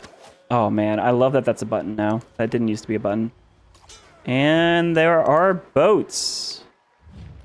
All right, so I have to beat his befriending of this independent power. He has we have 9 turns to beat it. He's actually very close, but my influence generation is pretty good. I think we're gonna go for it. See, it takes 15 turns to get there now. If you're unfamiliar with a city-state, a suzerain race looks like, this is what it looks like. I'll be halfway there in 8 turns, but he'll be done in 9. So I need to add another 50 influence to speed us along, and then we'll see how that transitions. But that should be great. Dude, look at this free army. This is a huge army. Wait, should I go to war? More fun today with a new patch than you have with the last 800 hours. Have you played 800 hours of Civ 7 already? Woo, baby. I actually don't know how much I've played. And I had early access. 200 hours. That is very impressive, BZ. 846 hours. All right, I'll take your recommendation. I've been getting people asking me what they think about the new patch. I will let them know that a person with 800 hours in Civ has had more fun on this patch than they've had. That's actually amazing. That's crazy. Yeah, no, I think Civ 7's coming together. I mean, we always knew it would. It was going to take some time. But hello. All right, new settlement, not connected, but that is normal. It needs a fishing key, right? Now it's connected to our main settlements. I said I was saving money, but you know, every time you say you're saving money, you start spending money. That's how life is, right?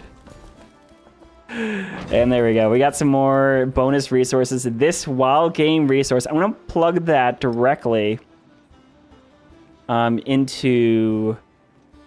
Oh, I want to plug that into the town I'm trying to convert into a settlement, because that's 4 food in this town, which will make it cheaper to convert. Hey, thanks for the follow. Very nice. Okay.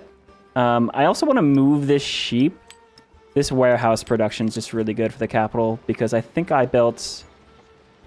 Oh, I don't have a second warehouse building, but I will soon. And ideally, I just want to start... Oh, man, another clay? Hell yeah, dude.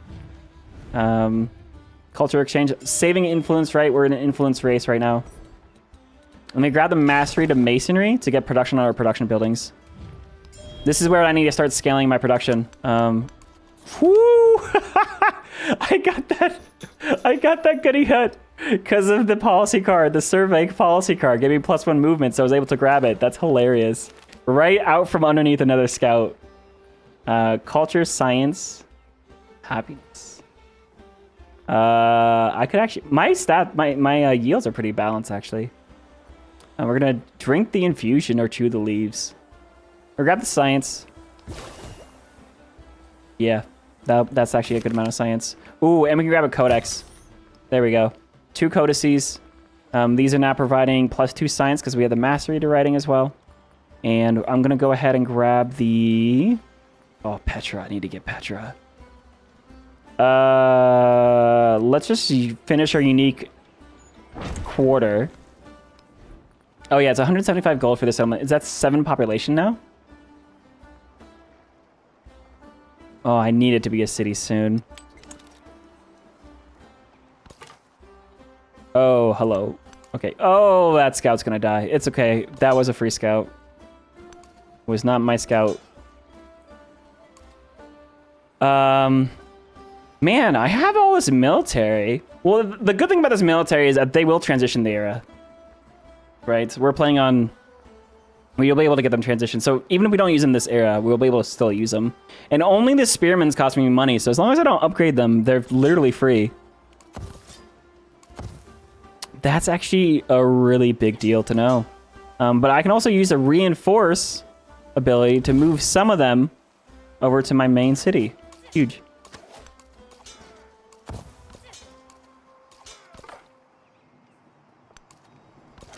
Oh, wow. His land is looking pretty tight. Oh, I should meet whoever that is. Oh, Scout died. Poor Scout. Poor guy. Oh, there's another goody hut. Let me go through Rome as well. Hi, Scout. My pup. His name's Scout. He just looked at me because I was talking about scouts. Let me grab the 1 food 2 production iron tile. Let me bring that slinger out this way. We're just doing a little bit of scouting. I mean, I would use... Normally I'd use boats for this, but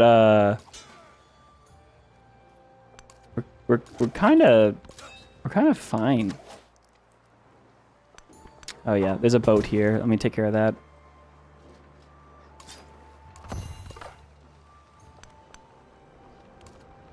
There we go. Nice little search feature here. So this is the nice thing about India. You can really feel, because of your happiness, how many extra policy cards you're running. Let's go for currency to get specialists unlocked too.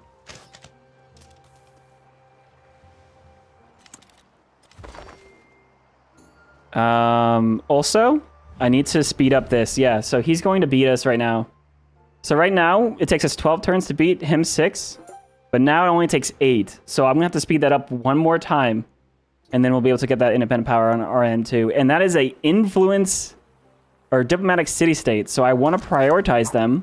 I don't know what their bonuses are, but I assume that there's going to be at least one bonus inside of that independent power that will lend itself to giving me more influence so I can seize more independent powers.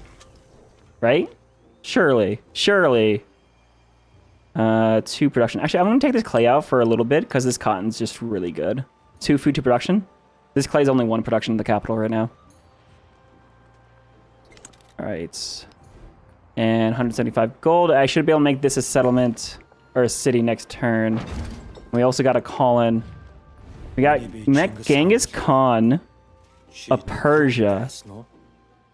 I'm going to send him an influence. I don't want to spend that, but I know where he is. And that's right here next to this settlement, which is actually a lot in a more precarious spot than I've realized, because I did not know that was Genghis Khan. Let's grab this goody hut. Oh, you made me waste my movement. Crazy. Here's a trade route. Yeah, okay. So we're going to redo all of this stuff here in a second. Let me take out the clay, put the fish in the town. Next turn we can go over this. Let me bring my scout over here. Yeah, it looks like... Dude, look at this map. Look at this inland sea island. Oh, there's another wonder up here that I found because... Why did I see that? What happened this turn? Narrative choice. Oh, city-state. We're now choosing of this city-state. Both songs I played so far had wonders pretty close by. I'm not sure if wonder placement has changed in the past, but it feels like it is. What Civ did you play? You got Zeus. Thank you. I mean, if you're playing Isabella, absolutely you would have spawned there, right? I do not know. Where's my closest? Oh, that's actually is pretty close. Maybe. I think, I'm sure it's different. I'm not sure if it was intended to make you spawn closer to wonders, but because maps and spawns and everything is adjusted, there's going to be a difference, whether that's positive or negative. And it feels maybe it's leaning positive.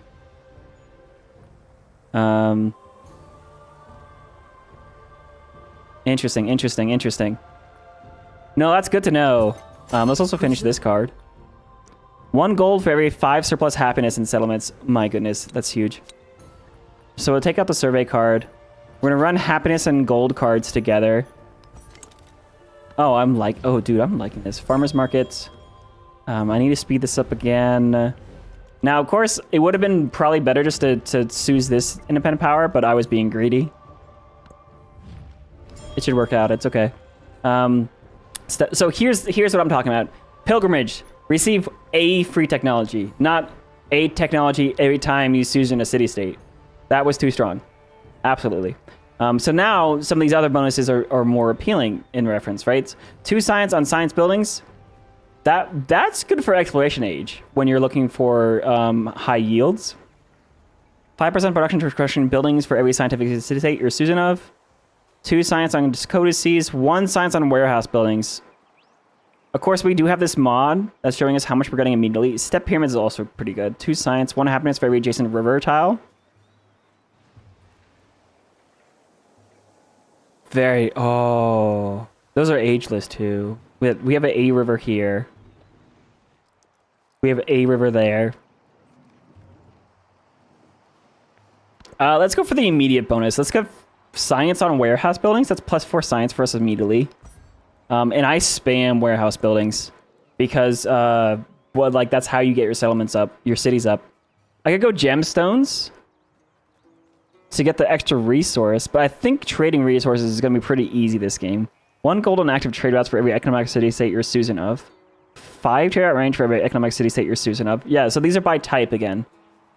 2 resource capacity in the capital is actually pretty nice. But I think we're going to go with the +1 gold on warehouse buildings again, because that's going to scale very well. Every time you buy a warehouse building, it's going to lower the cost of your converting to a city, right? Because you're going to have more urban population, but then also the warehouse buildings will be generating gold themselves, which will then help you snowball. Cool. I'm going to convert this to a city. Now my good old gold is going to go to this settlement. Well, actually, that settlement or this one. I actually might want this to be my exploration era city. But for now, oh no. Oh no, I can't put my monument here. Cause the salt's in the way. You got a plague? Oh no. Yep, that's one of the crises. The plague, the art. The plagues suck. Gameplay wise. Or as in they hurt a lot. But the art of the plagues are amazing. Freaking amazing. I freaking fantastic. I love it. Dang it. Oh, I wanted my monument here. The 1, 2, 3, 4 adjacency. 1, 2, 3. I can get a 3 adjacency. Oh, I'm so disappointed. The only crisis you disable is Antiquity Plague. Yeah, because there's no counterplay. I agree. That's okay. The Barbarian Invasion, you can fight them off. What was it? It's not Revolution. It's the Happiness one. It's called Revolution in Exploration. Revolt. Happiness Revolt. There is counterplay too, so... but it was bugged. It was bugged when it was first released, so it was so bad. And one of the reasons why people hated a Crisis so badly was because it was literally bugged. It wasn't supposed to be that bad. And you also couldn't... Now you can buy happiness buildings in towns to try to fight it. It was impossible in 1.0. Yeah, absolutely. Shoot. My monument cannot go there anymore. That is a big shame. Because this is a +2. This is a +2. That's a +3. That was a +4. That's a +3. Hang on a second. I could still settle here, but that tile's still grabbed. You can't swap tiles between cities either. Which is nice for not having to micro, but I'm the type of player that likes micro. So, I don't know. Anyways.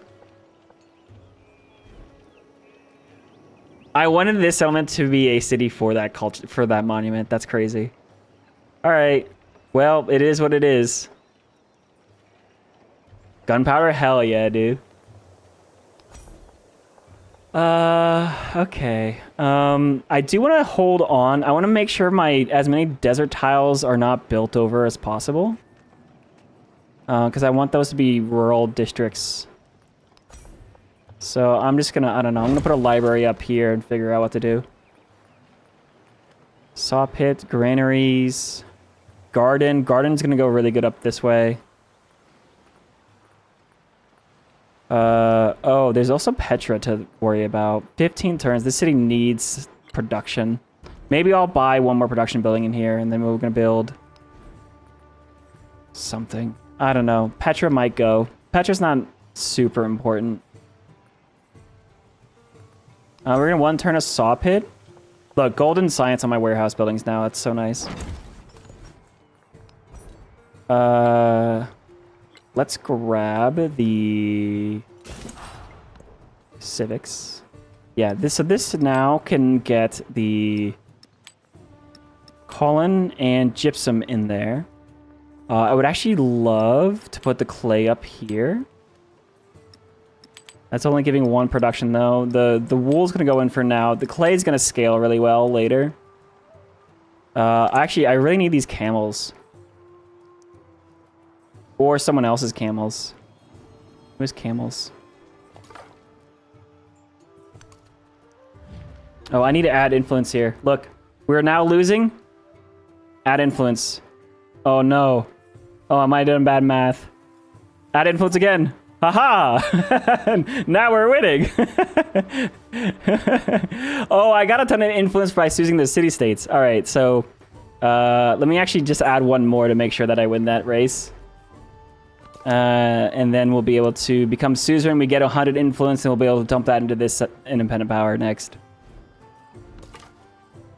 Let's grab that. It's, culture and happiness or science. Let's grab the science. I'm gonna grab gold. There's also a bunch of... There's so many good resources around. Dude, this freaking... Oh, this land is so cool. You should be able to tile swap unimproved tiles. I agree with you.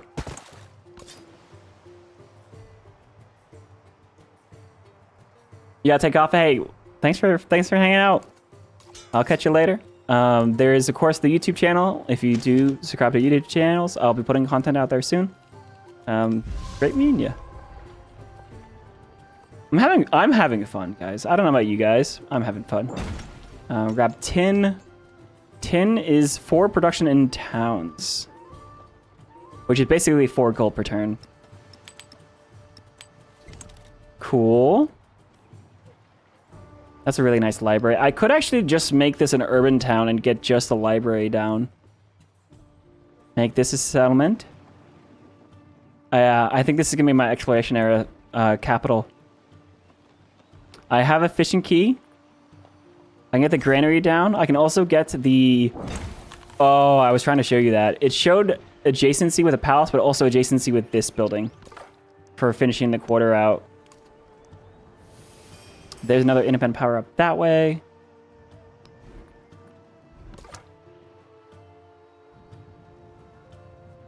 There is a goody gut over here.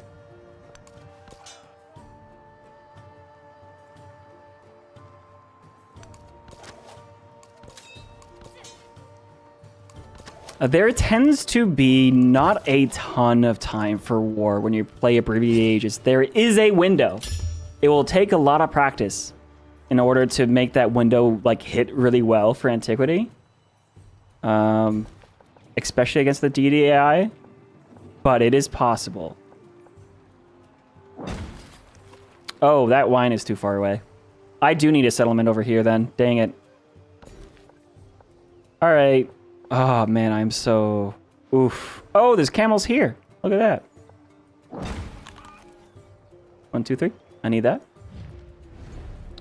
And actually, what I could do is immediately... Get the monument... No, the monument needs to go somewhere else. You wanted production. I wanted the saw pit. Boy... I'm gonna put the saw pit in the city center. Just to boost its production along. We'll get that library done. Fishing key. Get that built. You now have 7 populations, so you have a town focus. which could be the urban center. For now, it's just gonna keep growing though. Cause actually no, it has all its resources. Yeah, let's just go urban town, urban center. Be able to get a library there, whether or not that's a city.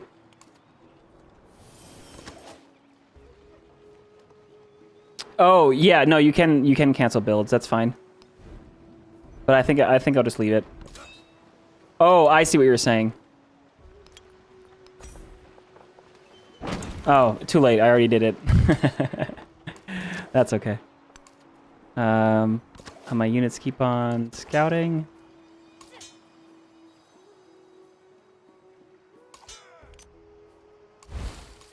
Reinforce. I should still be beating here. Yeah, I'm still winning there. There's also a good hit over there. Let me get open borders again.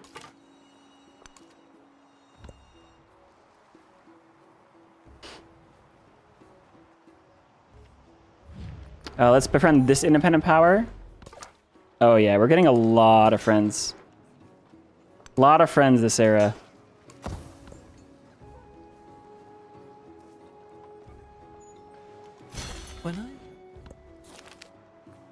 All right, we got happiness here. Technology-wise, let's go for... we do have a unique cavalry unit we could try to utilize. Oh, let's get the mastery to masonry, get production on our production buildings.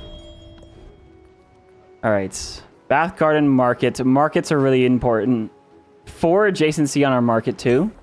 Look at that, +7 market adjacent to all these ocean tiles.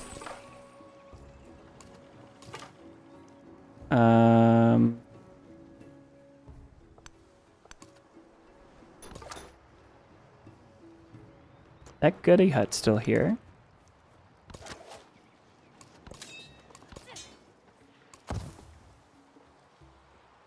The only problem with Tecumseh being here is that Troy could attack us easily. Continent, settler lens. So I do want to try to settle...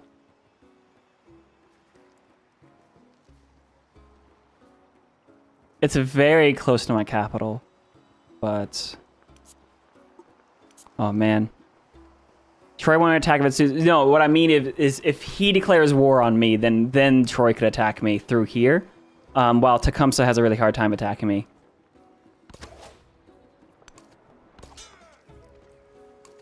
Hi, Scout! Hi! Come here! Come here! Ah, he does this. He goes, play with me, and then he runs away. Hang on.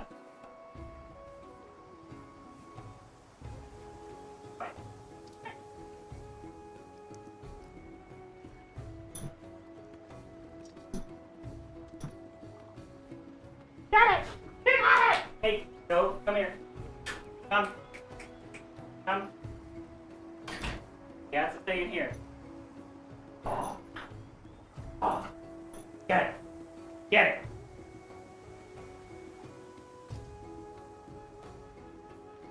A vicious Sheba. Get it.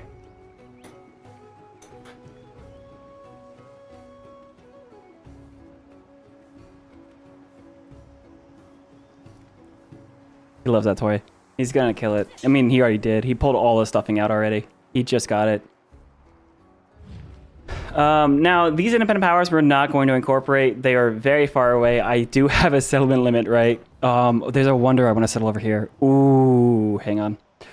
I am gonna go wide this game. I'm gonna get a settlement limit here. And then we're gonna need a settlement limit from entertainment and organized military. Instead of going tall, we're gonna actually follow... Oh man, I like this. This is so cool. So yeah, you can see if I settle to sail to the west, that's not the distant lands, it's just more continent.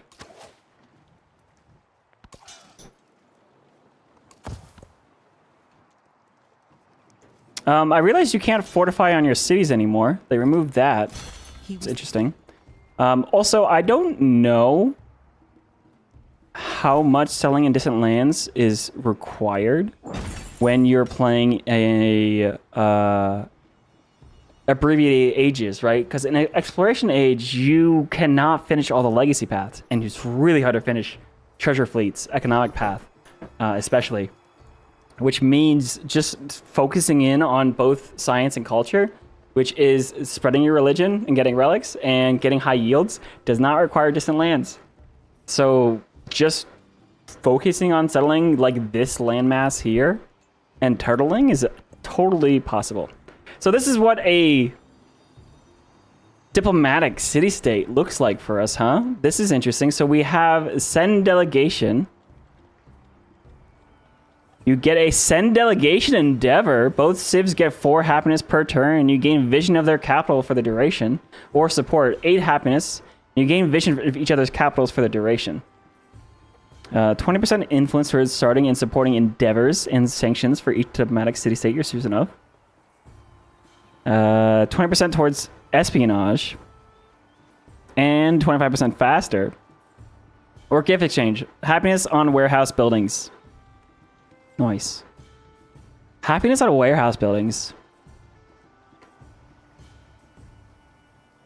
That's so funny that delegations have been now reintroduced to Civ 6 or Civ 7, but like specifically through this suzerain bonus. That's so funny.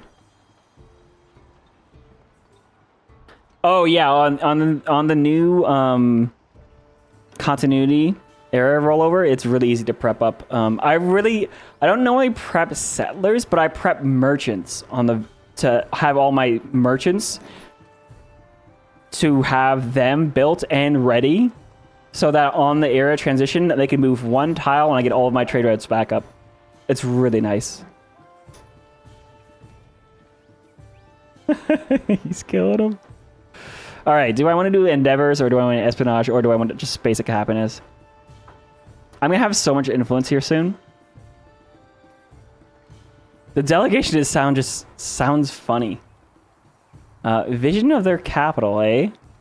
I know where everyone's capitals are, not Egypt. I didn't know. I mean, that sounds fun, but it doesn't sound that good. Oh, how cheap is it though? I don't know. We'll do gift exchange. That's 8 happiness. Getting happiness on our warehouse buildings just feels nice here. Right? Because I'm gold buying a lot of those. I wish I had access to gold. Oh! That's been reworked! Silver no longer gives you 20% off on buying units. It gives you 1 gold in food in all settlements. What does gold do? That's what they meant by reworking them. 1 gold in happiness in all settlements. Oh man, that's the one thing I really liked. I mean, okay. Okay. I mean, it was busted. You get 100% off of gold purchases on every single building in Empire. It was very, very, very strong. But dang, man. Ooh, I can do production bonus now. Hang on. How much to convert this settlement? 375. I'm gonna get 1 more food bonus. Yeah, food and silver are now changed. That's interesting. Survey back in. Huge. And I need the...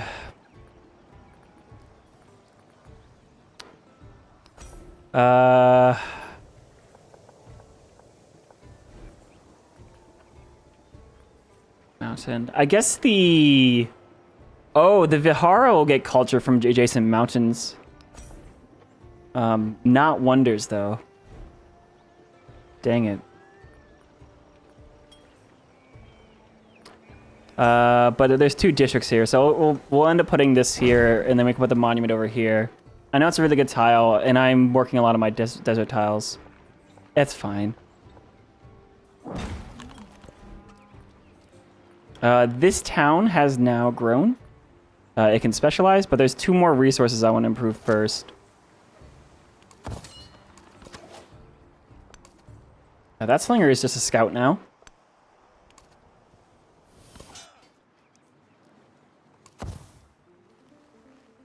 There's something to be said about making this a city. That's actually really nice. Oh, wait. Yeah, look. There's a monument here. There's a library here. You're going to have a really good market over here. Yeah, that's actually huge. Hang on. I'm going to start dumping money into this city. But this one's so cool. Dang it. Oh, no. Okay. This is the better city, but this one is just cool. I'm gonna make this one the city first because I want this to be the exploration era capital, and that's the only reason why.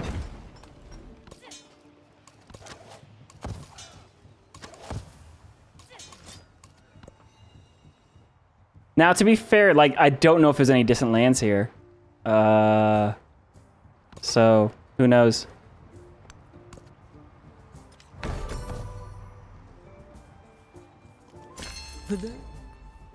Happiness on military buildings. Interesting. Keep this for now. So I should unlock military buildings soon. Let me go for... Oh, I do have specialists. So you can see now you gain science, but you lose happiness and food. It's antiquity, though. I really prioritize like working food tiles in antiquity. Let's go over to these dates. We actually can get some more resources soon. When can I get this camel? 3 turns? Oh, did I really... Oh, man. I was supposed to improve that. Whoops.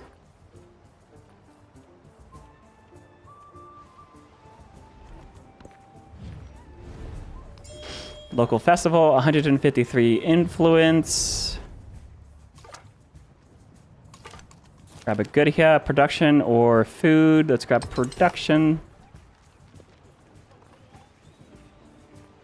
A 4 adjacency garden is very good. Get that in the capital. Town focus ready. No, you keep growing. There we go. Look at that, dude. Brickyard and granary. 1 food, 2 production, 2 gold, 2 science, 2 happiness. That's really funny. Get open borders. I think it's time we actually start looking at doing more endeavors. But I have the local festival and military aid, so maybe I'll look at stealing tech. Egypt is the furthest away. Who has the best science? This guy's going crazy. All right, BZ. Thanks for hanging out. And nice to meet you. I'll catch you later.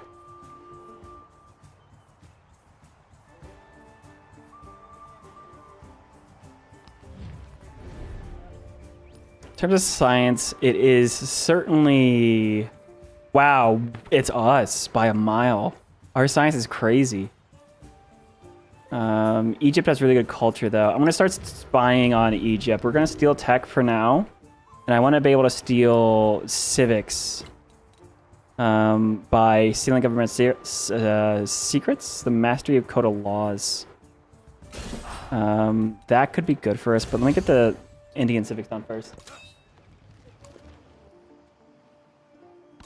Hi, Scout.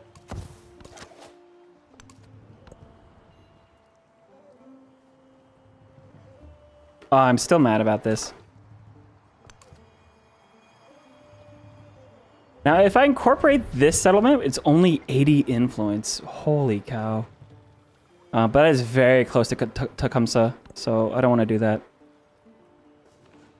I'm not scared. Ooh, all right, so we got the first milestone. We have 3 codices. Cool. I do need to move to building Petra, actually. I just remembered.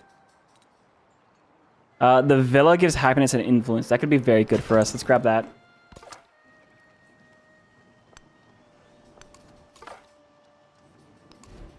$300 gold to make this a city. I don't think we're going to have a hard time finishing the economic path. I think we'll be able to do it. I think it's going to be great.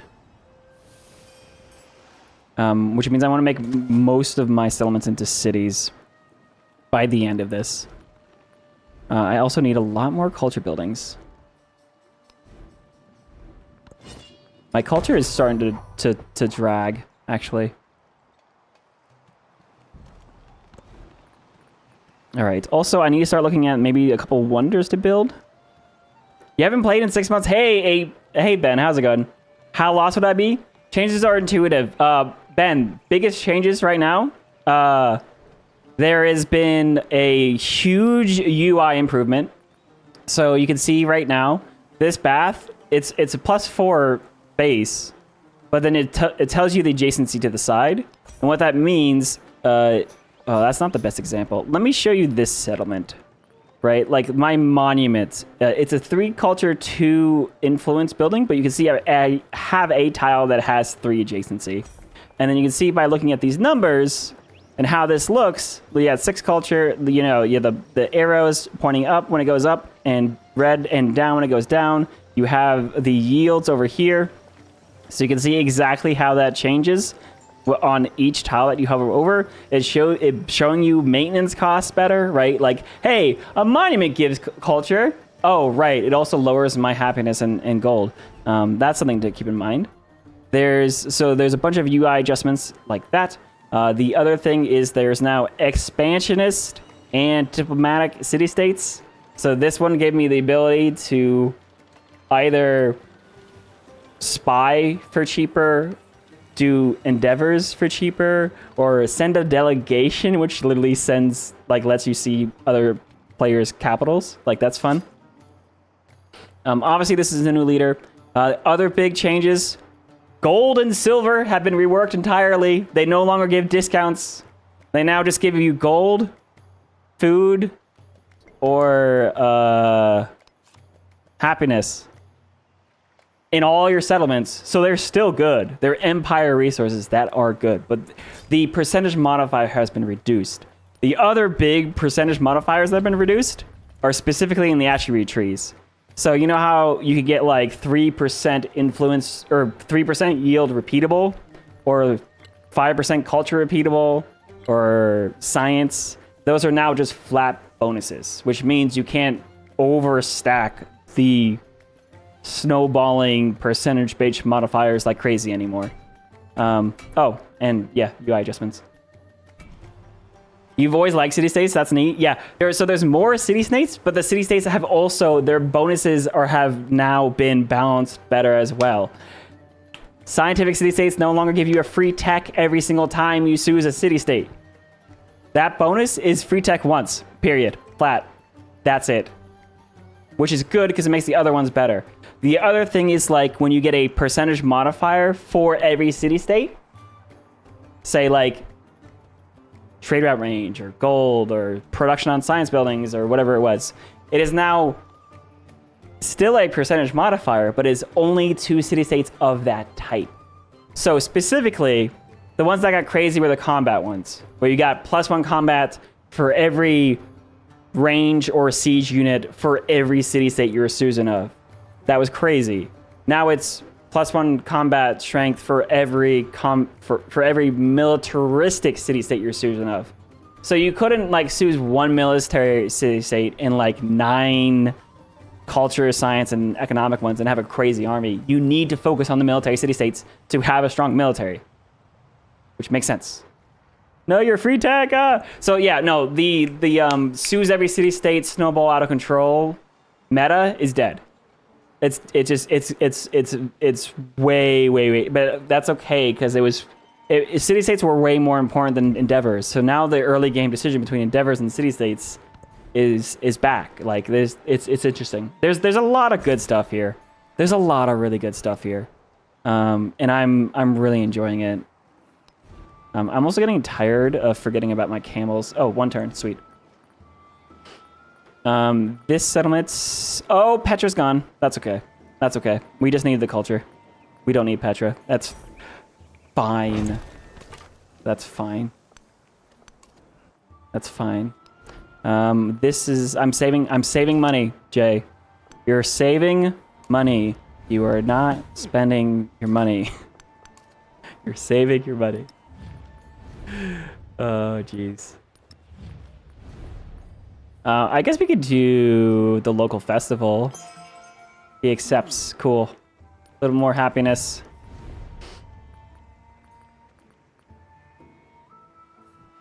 Uh, 100 influence right now. We're about to become suzerain of that city-state. Like, we're playing like a city-state strong leader. And it's still good. It's still good. It's just nowhere near as, like... It's not, like, so snowbally. Which is a good thing. Also for multiplayer, I feel like it's better. Alright, camels. Finally, camels. And it is in, yes, the right city. So let's put the colon. And I need to start plugging my clay into... Nice. I need 10 gold. Oh, there's another resource. Hell yeah. That is food and culture.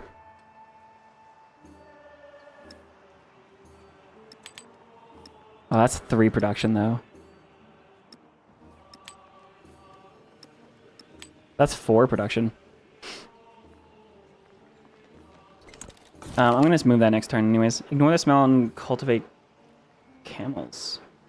Camels are ungainly, pungent, and uniquely disagreeable. Nonetheless, the nomads of the desert claim they can cross vast distances carrying heavy loads with no need for water.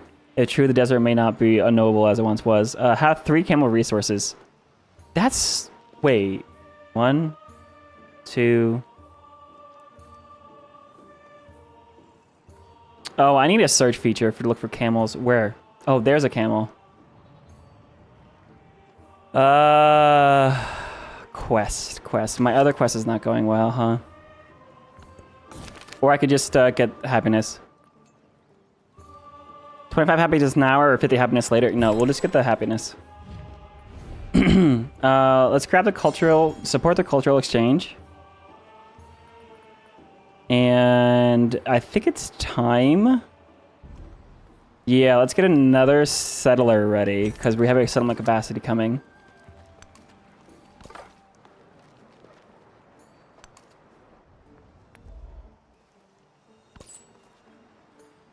All right, there's gold and silk. Let's grab that.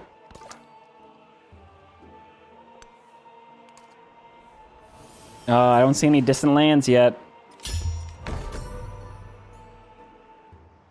Oh, the AI are out building wonders, though.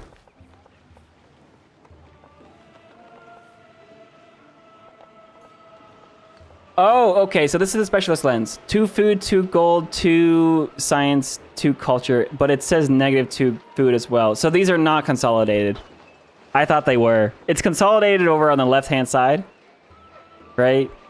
It's 43 food flat, but I mean that's okay because it shows it just so you know you get adjacency to food, but you also have a maintenance cost. Let me grab the.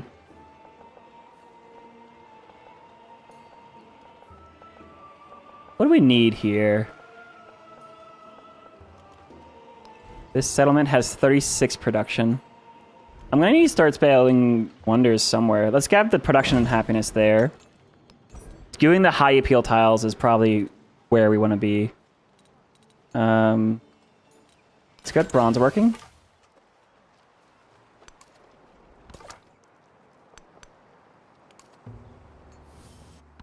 Man, my scouts can see really far. 300 gold. I can now make this a city. Hell yeah. 275 gold. Sweet, it was even cheaper than I expected. Alright, so I'm gonna start with my...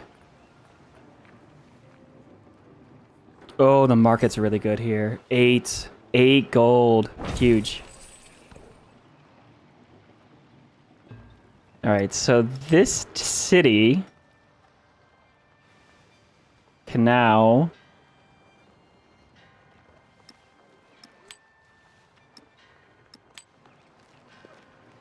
just run some production. There we go. Nice. 2 milestones for the economic path already.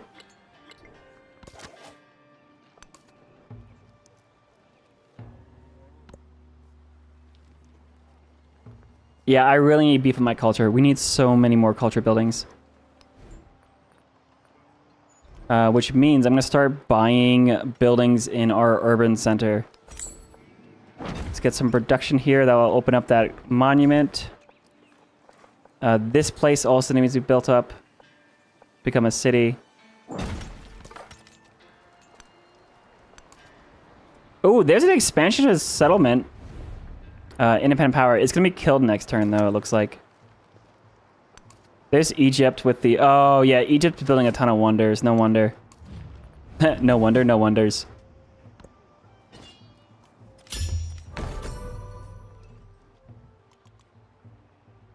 Oh, hello! We can see some distant lands over this way. Because my scout abilities. That's so funny. Get some open borders. We can now do production bonuses to get my buildings built faster. Now let's grab charismatic leader for the culture. And...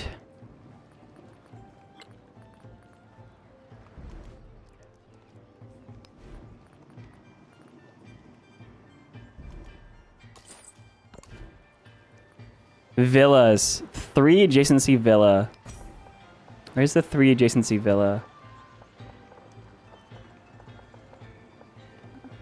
Hang on a second. What? Oh, 3 adjacencies is not just happiness. There's this adjacency here. Oh, the villa on the monument is actually a good idea.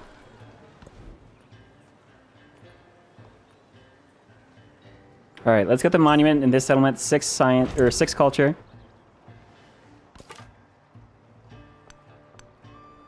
Oh wow, is she not killing?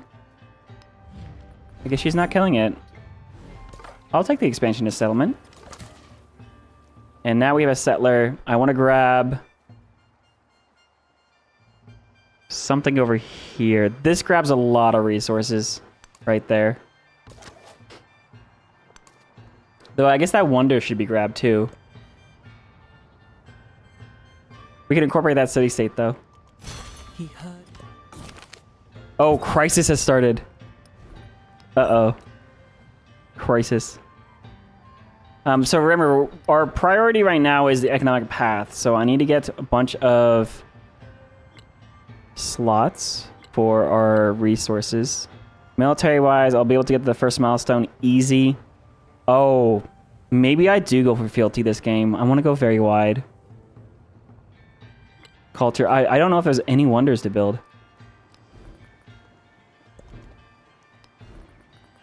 There really aren't.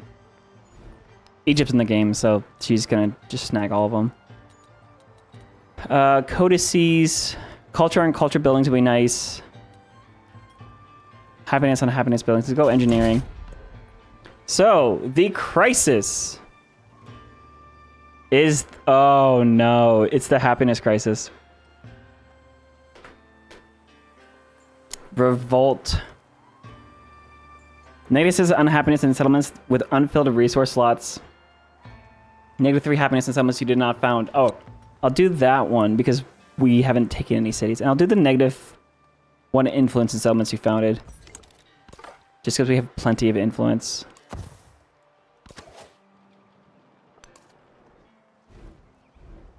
We'll get those monuments up.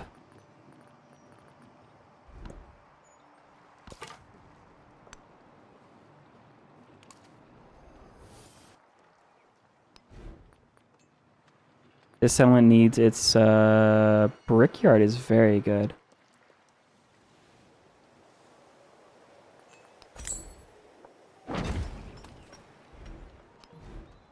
$425 to make that a city. Does the whale still print culture like crazy? Test a servant. Probably. I don't think that was changed. Ooh, 1 science for every 5 surplus happiness in cities.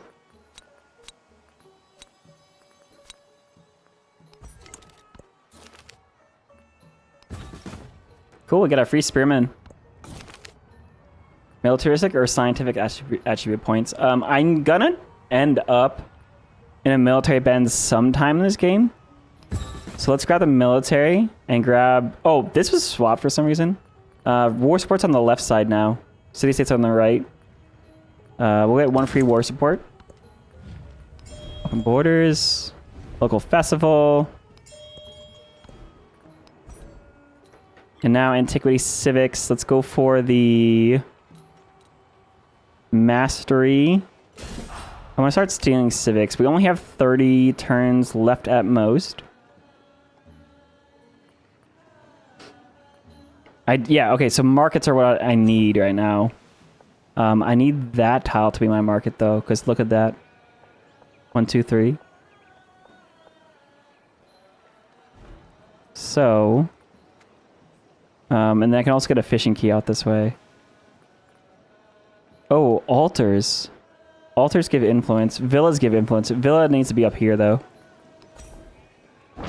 Let's get the villa first.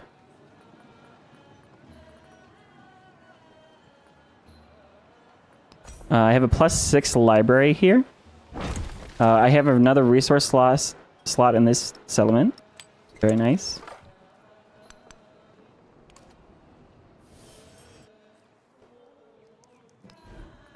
This settlement needs a fishing key for sure. Grab the wine too. We'll get another merchant going.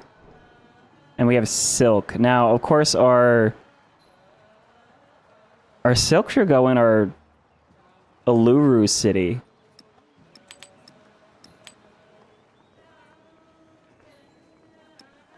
Definitely take the salt out. Salt's not really useful right now.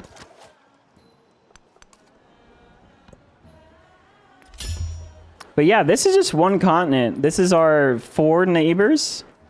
Oh, so it's only 3 on the New World still.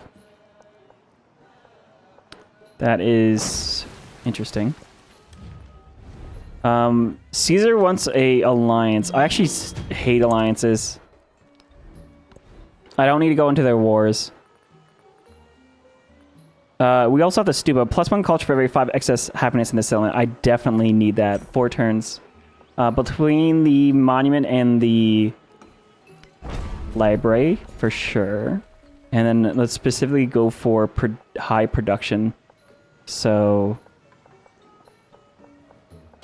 any of these 3 production tiles are fine.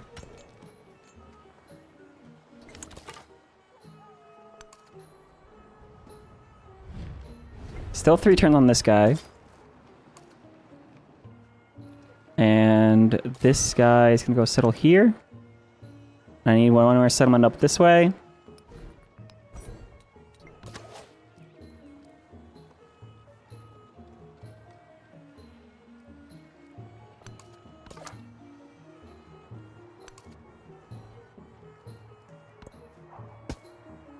Yeah, this is the only way we have spotted the distant lands. You can spot the distant lands in the antiquity era, but you gotta be looking closely. All right, let's specifically go for production again.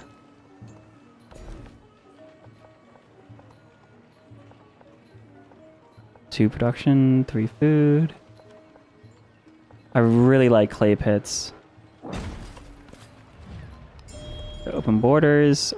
Technologies, we can go for engineering, mathematics. I'm not going to go for academies because I'm not going to have time to fill them.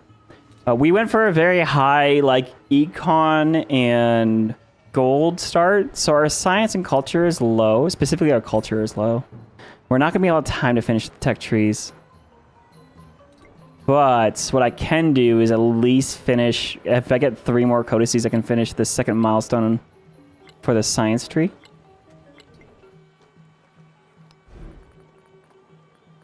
Oh, the Bursa is available. Oh, that would be cool in this element. Like, really cool. But first, let's get our... I need to get my unique quarter built. Adjacent to quarters and mountains. There's no mountains. So just have it adjacent to quarters. Okay.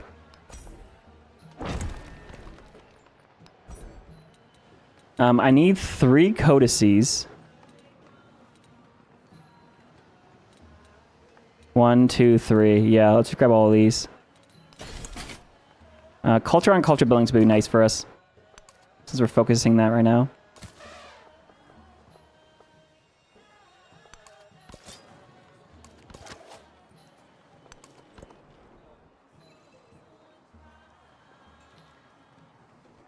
200 gold. Let's buy the granary in this settlement. A saw pit would be nice too. Well, it's only one production. All right, 375 gold for this to be a city now.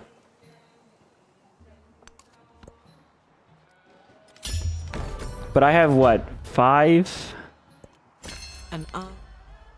This can be a settlement. There we go.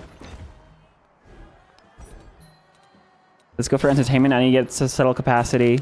Continue the crisis. Marble. I'm going for the camel specifically. We have another policy card. -6 happiness in cities, -6 happiness in towns, or -6 happiness in resources with unfilled resource slots. I have plenty of resources. So I think let's go for the resource slot card. Is it not letting me move? Oh, gosh dang it. I can't move tiles right now. Resources. Let me...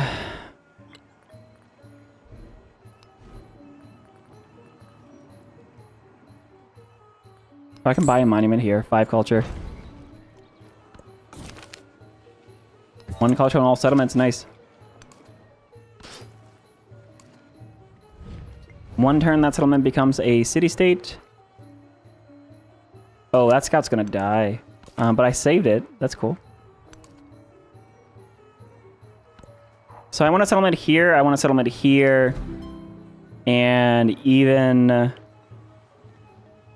if we're gonna try to get fealty to get the +2 settlement limit. All religions should Oh, there's a stupa. Hell yeah, dude.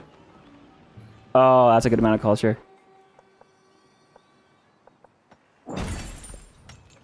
All right. +1 war support, +1 combat strength to infantry units or range units. We'll just get +1 war support here. We'll do production towards production buildings. Culture on specialists, happiness on military buildings.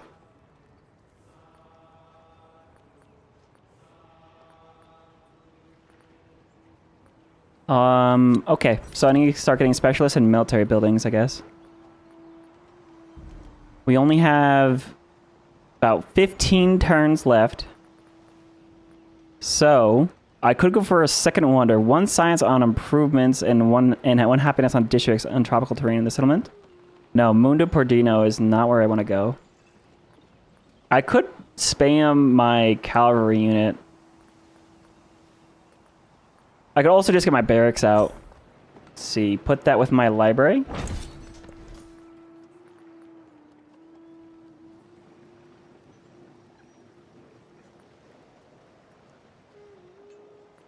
Yeah, the settlement needs a market.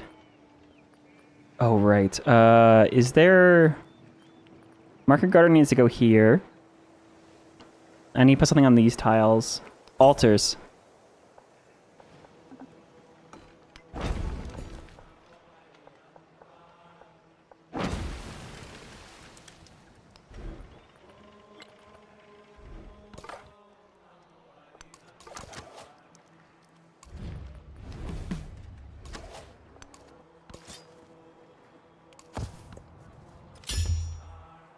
All right, we have 200 influence right now.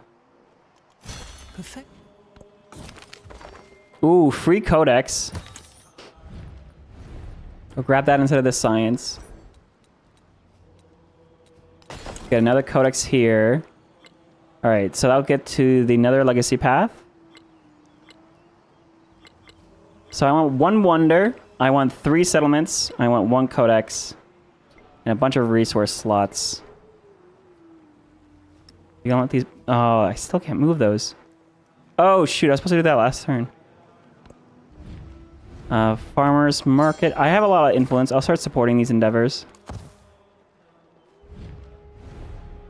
And also speeding up my independent power befriending.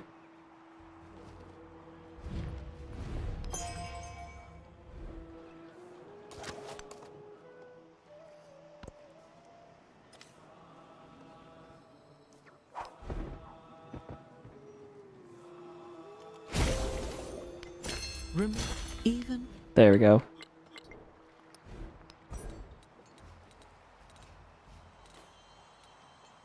Well, military training for more science buildings. Now the capital. Oh, the oracle's available. Love to build the oracle. You can put it next to my unique quarter, or next to the monument. But this is 1 science and 3 culture.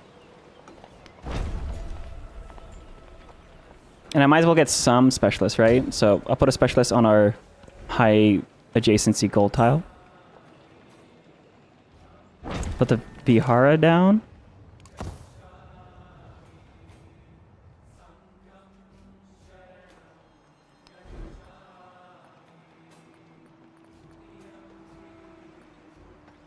$350 gold to make that a city. Yeah, we're gonna go for a lot of cities this game. 2 turns to grow for the camels.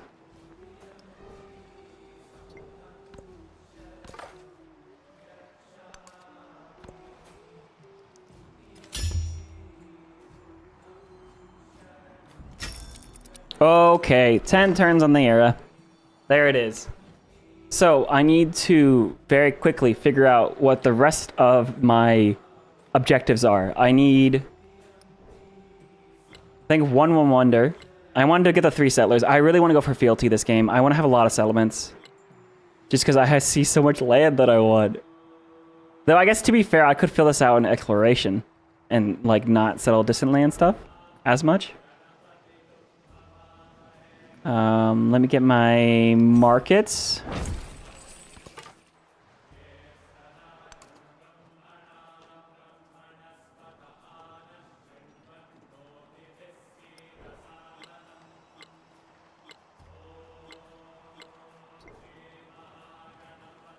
All right, let me go ahead and buy out a settler.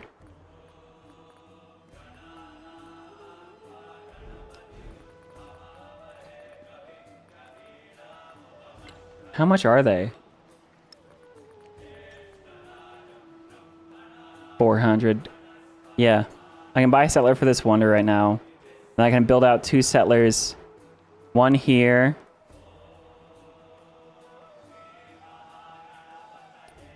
A settlement over here will be good for distant lands, just because they won't have to go all the way back here for getting that bonus. And then I think we go ahead and put our last settlement. We could put it here so just we can grab these camels and the salts, but the camels, they'll still be there next era. I don't know about after that though. I don't want to be all the way up here because it's very close to Genghis Khan.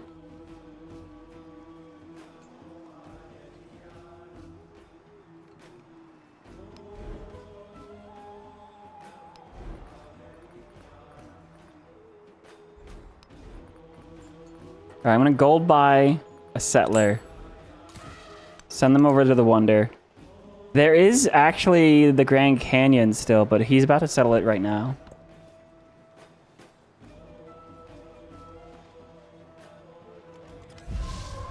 Nine turns left. We got a free migrant. I definitely want to focus on getting some production down. And yeah, we'll just keep on putting migrants down in the capital because that's nice. Huge production, getting Oracle down next turn. Get the camels, huge. So the capital can now have access to camels.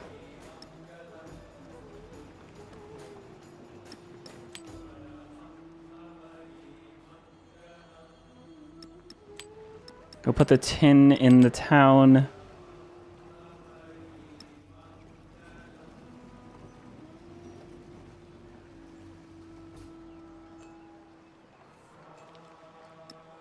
It's time to move some of these yields to this other city to get that buffed up. Oh, do I want camels here then? Because this is going to be the exploration era capital. I want it to be really good.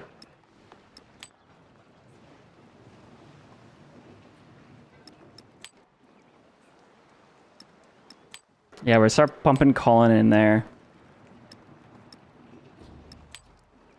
Get happiness there. Get some production in both those settlements. And there we are. All my settlements have all their settlement capacity filled.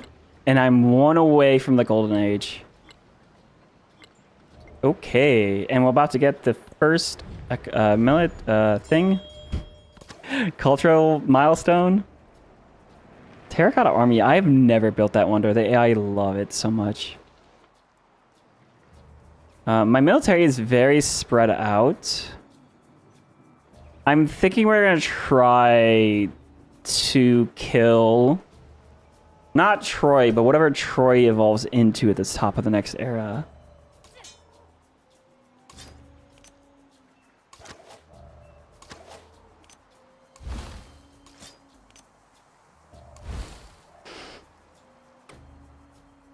I really do need to do some warring. But I think that's going to be an exploration era or a modern era thing.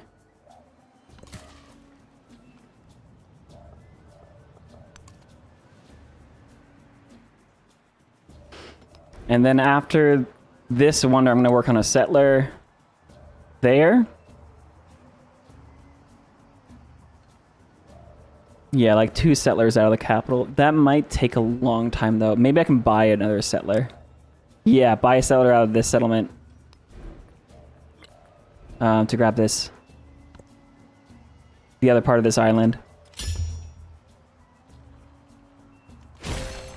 There we are. View progress.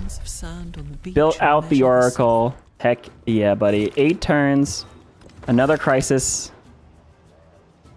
Beauty be our bulwark. Have 4 wonders. Gives you a diplomatic attribute point. Oh, wait. That's good, though. I need to build 2 more wonders, though. Bursa. I have 8 turns. I don't think I can do that, especially with Egypt in the game. Dang it, that would have been nice. It's okay, we'll take the +1 science on culture buildings. Huge. Here's another resource. Oh, that's all my resources. Nice.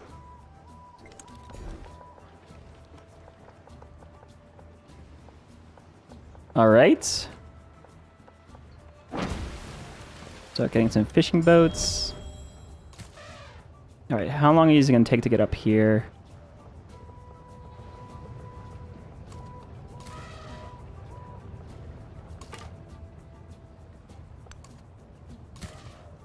Four turns. All right.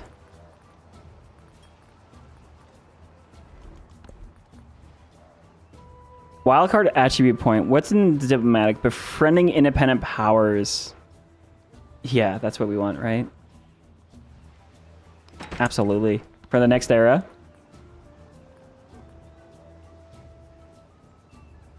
Fishing keys ageless. We could get that built.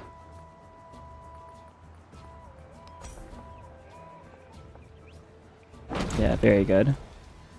All right, so now we have to add more unhappiness. Our revolt is getting incredibly burdensome. -10 happiness in your capital. -6 happiness in towns. If I convert all my towns to cities. Oh no, I'm kind of selling a lot of towns. We'll do the happiness in my capital. It can bear it. It has plenty. That's actually kind of nice. And I do want to try to pre-build boats for the next era. There's kind of a lot of things I'm trying to get done in the next few turns.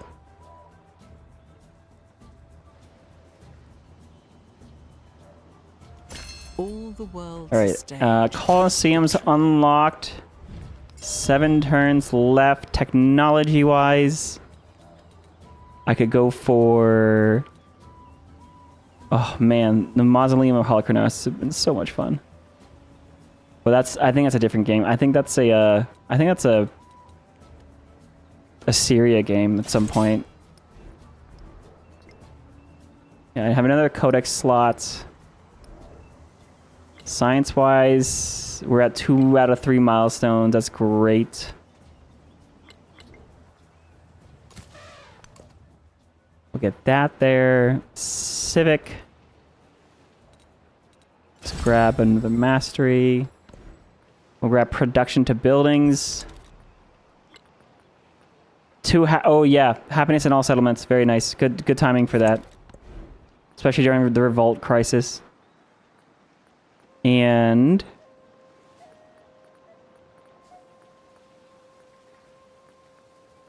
I don't have time to build a Colosseum in this settlement.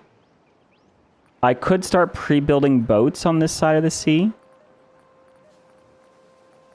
I could also build walls so we have something next era.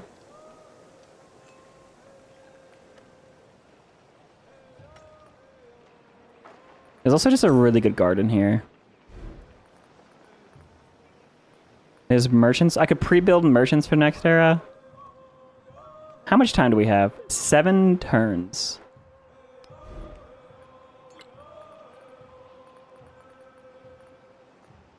$480 gold. I should be able to get that next turn. My last settler. So instead of building these buildings, even though they're high adjacency, they're not going to be very good soon. Oh, wait. I can actually get all the way around here. Holy cow. There's the arena, the happiness, barracks, blacksmith, garden. Okay. 6 turns to build is a long time, though.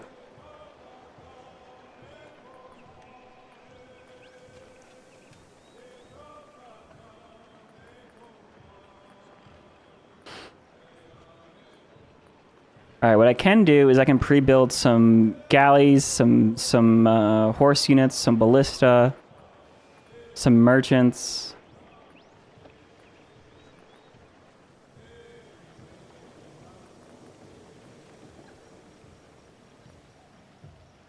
Screw it. I'm going to build the amphitheater.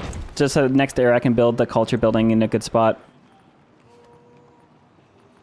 Saw pit. Villa. Villa would be nice. Colosseum won't be done in time. Monuments. Monuments, even though if they lose culture adjacencies, they will have influence at the next era. So those are like semi-ageless. Same thing with villas.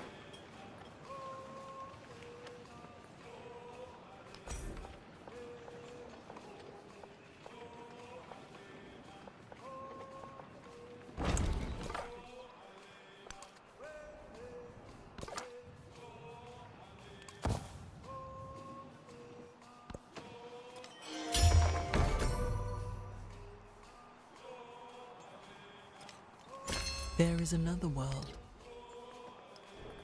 All right, so we got the 20% growth rate in towns with a growth focus card. Oh, they replaced that card. Mastery or clan networks gives 20% growth rate in towns with a growing focus instead of +2 food in all settlements. Oh, that's a lot less good. All right, let's buy this settler. Oh, 540. He's more expensive now because this one got done. All right, that's fine. I have... Oops, I meant to count the turns. 6 turns left on the era. Okay, so you should be able to get up here.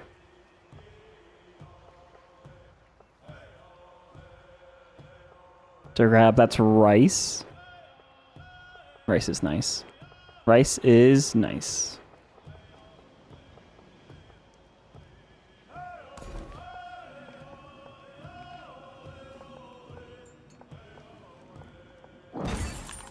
I will make that a city, but that will be after these other things. Oh, nice. Expansion to city-state. Food on resources. 4 food on food buildings. Dude, what? 1 food on settlements for each expansion to city-state you are choosing of, doubled in towns. Receive a free settler in your capital? +1 settlement limit. Oh my goodness. Okay, some of these bonuses are really, really good, but a free settler right now would be amazing. There's also the Yakchal, which is a food improvement. 2 food, 1 food on farms on desert terrain in the settlement. Must be placed on desert. Interesting. A free settler would be amazing because settlers are 540 gold right now.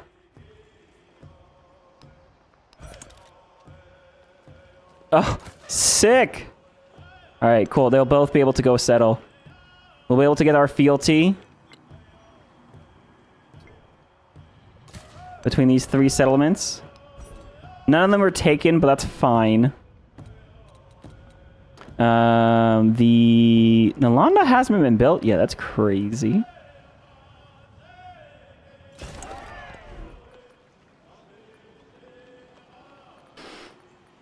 Sweet. That means I can just start working on some of my things I want to get done before the end of the era. So, like, I'm gonna pre-build like 3 galleys, and then merchants in the capital to send back over here.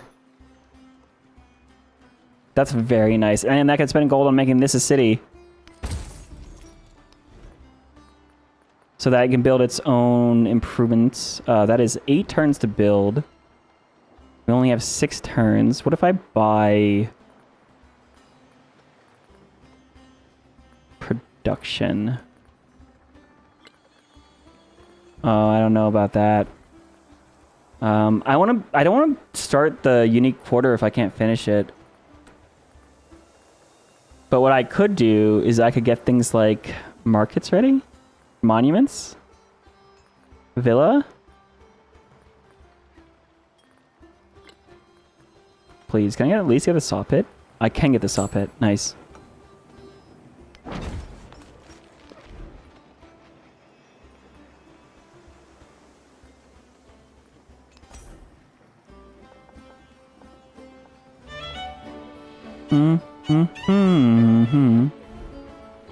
Hey, Gaiden, how you been? Hi, Scout. I know. Don't like steak.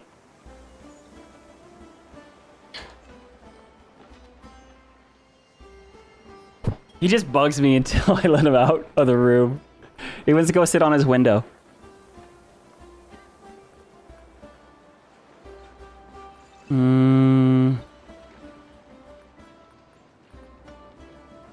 Oh, I could actually probably just buy one of them. Yeah, hang on. Let's do it. I'll build these. Culture from mountains? Oh, sick.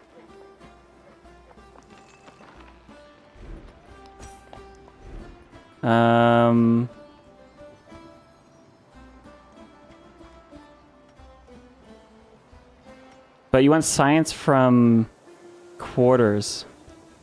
I could put a culture building there later. And then I'm going to have a science quarter here. This is going to be a 4 science building. I need culture, though. Screw it. Go in there.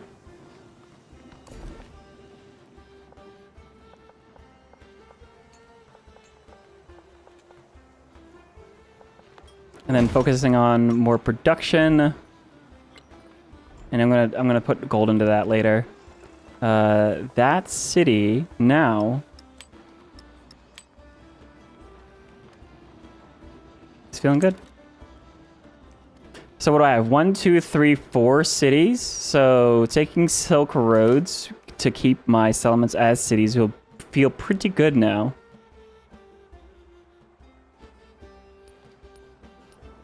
My scouts have done a great job of exploring. Like a really dang good job of exploring. Oh, can I get over there?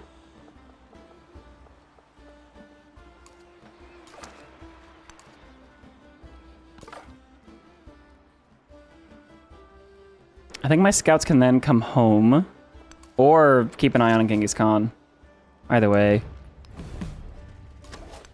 Oh, you know what I need to do is steal tech and government secrets. Tecumseh has great... Oh, look at that. Rome has a lot. A culture? So let's steal a government secret from him. And let's go to Genghis Khan and steal tech from him. We have 260 influence, so... And then also we can give military aid to people that want it. We can improve trade relations. Like, we can do a bunch of things. The new patch changing the feel of the... yeah, the game does feel different. Substantially different. Look at this map, dude. Look at this map. Look at this inland bay with a giant island in the middle. I can actually play continents and islands and it feels good. Right? I don't like that there's still there's 5 players on one continent and 3 on the other. That's still, I don't like that. But there's a lot of things about some of the overpowered things like city-state snowballing was too strong, so that's been pulled back, which is nice. But also adding scaling production to buildings. Like, let's look at this. The altar is 58 production. How much is the altar base price? 90. Oh, so 45 production on online speed. So the altar is 45 production, but you can see because we built so many buildings and we have so many settlements that the altar is now slightly more expensive. 58, 45. So it's gained 8 more production. That's not a ton. But remember, there's 3 eras, so we'll see how much that scales. I am going for a lot of settlements, so we should totally feel the difference by the end of the game. But we'll see just how much. Gold and silver being rebalanced. That's fine. I thought they were fun, but that's fine, I guess. But yeah, better maps. For sure. Better UI, for sure. Production building scaling is a nice touch. New city-state types? Sure, why not? I think the game, and playing on, honestly, playing on abbreviated, I keep saying it, but playing on abbreviated ages is making the game feel so good. Like, so good. Because I can't do everything. I have to pick and choose. And that's combining, like, I can't do all of these legacy paths. I have to pick and choose, which means depending on what civ I'm playing, I'm going to focus on a different build order because I don't have time to do all the things that I want to do. We're focusing on econ right now. I can't do science, military, and culture all on top. I can get some of them, but we don't have time. But the production scaling ability, the fact that buildings now scale in production too, just makes that even more important. Where it's like I really need to decide what I want to build, what I can afford to build, what I need to build, like all of those things. And I just love it. I freaking love it, dude.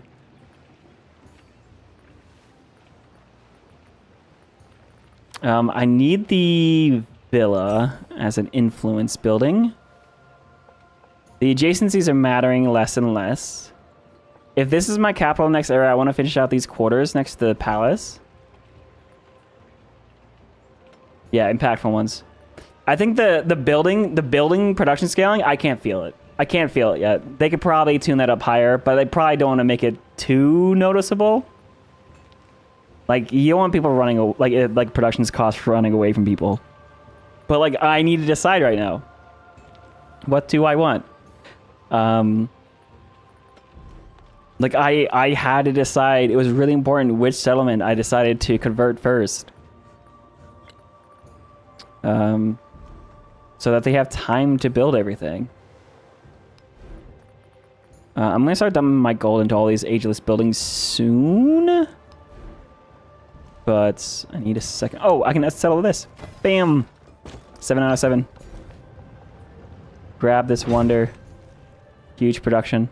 Now, this could just be a town. Absolutely, this could just be a town. This needs a fishing key. But I will need to make sure that I have this settlement taken care of as well. I should, it's fine. Nice. Civ 6 has district discounts. Any secret math in Civ 7? Secret math? Oh, I don't think so. So the cost to the buildings is literally just... it is slightly increased based off of the number of settlements you have and the number of buildings you built, which slightly penalizes wide play, which means tall is slightly more, even more applicable now. But yeah, no, you could no, I wish. No, I don't wish. Everybody hates district discounts. Everyone hates it. At least how it is. Oh, the Great Stow. Gosh dang it. Gosh dang it. Villa.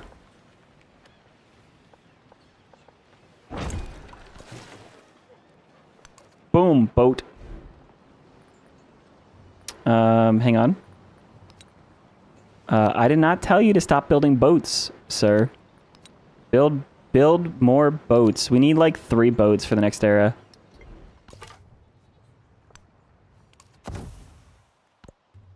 Because I know there's distant lands up this way. Now this, the overall continent is still a little bit of a sphere. Minus this bay here. But that's okay. That's okay. Look, hey, look, sailing up for distant lands, technically. It's not a vertical cut, at least.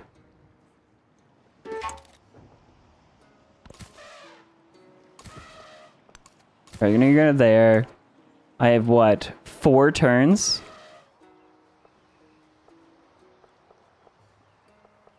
Shoot. That means I need to settle there. 1, 2, 3. Settle on turn 4.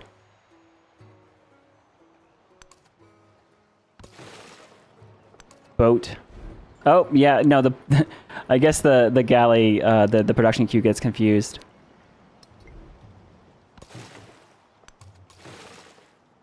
Oh wait, not 4 boats. Or yeah, 3 boats. 3 boats.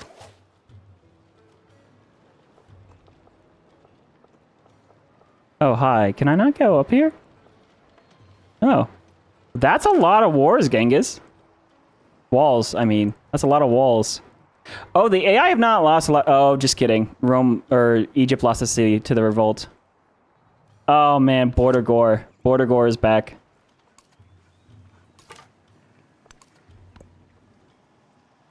I want that goody hut.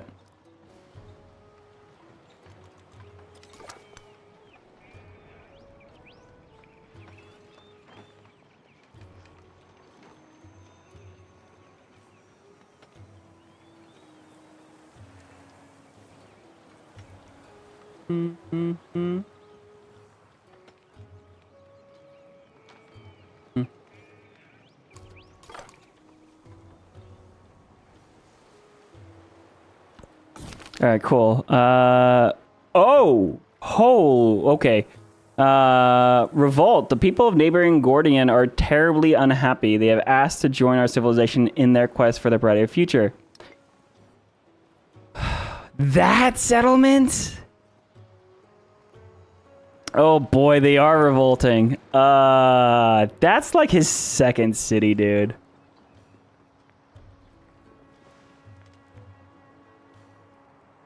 Hang on. What are the penalties for saying that settlement control is given to you, or you decline the request and you get -1 happiness in all settlements and -1 influence until the end of the age? All right, that's not that bad. That bonus, that used to be really bad. The penalty for that. Right, you go there. Go there. That would actually help in terms of military path, which is the funny thing. Does that count as 2? Anyways, I won't get to the Golden Age, so that's fine. I just don't want... I mean, as much as that would be hilarious to grab, that is... Hang on. What does it have?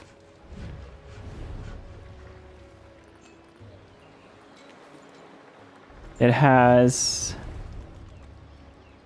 a library market, barracks bath, tin. It has an academy.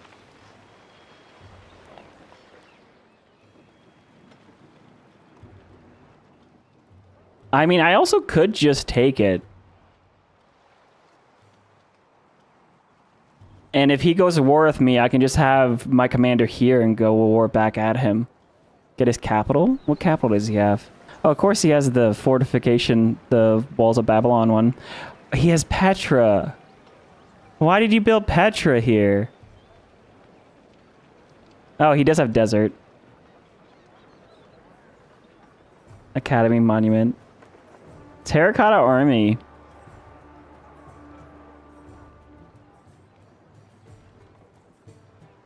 What do you guys think? Should we take it? I don't want it. But take. Dude, revolts are so funny. You know, I'm gonna have to move my entire military over here next. If I take it. Which I guess is fine. Haran. Well, he is gonna be Mongolia next time. Alright, you guys said do it? Okay. Do it. Oh. Oh, it does count as 2. Oh, that is so funny. Well, we got fealty. Oh my god, he has so many immortals. And oh, he has 3 great generals here. Okay.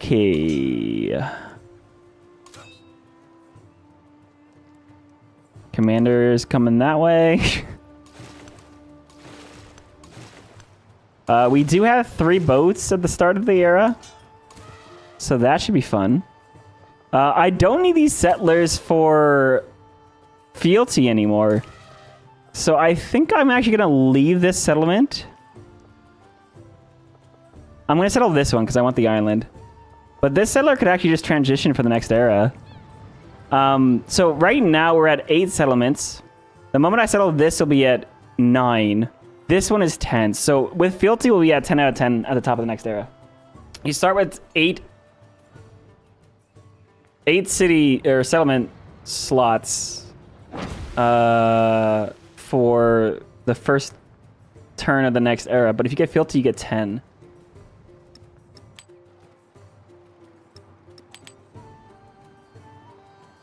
Dies 10. Town.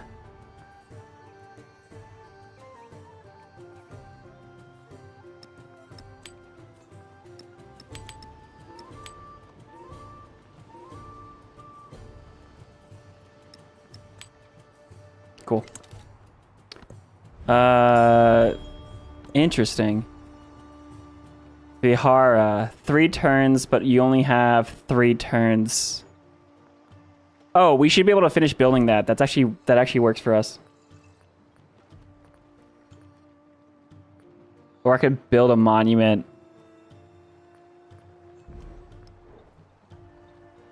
The library is pillaged. That's hilarious.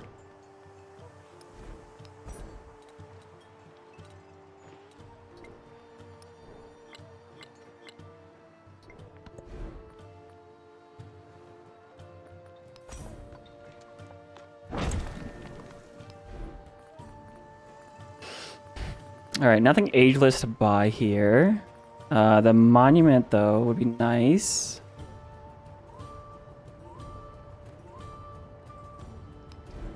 Though I could put my gold into other things, like ageless buildings in these other towns.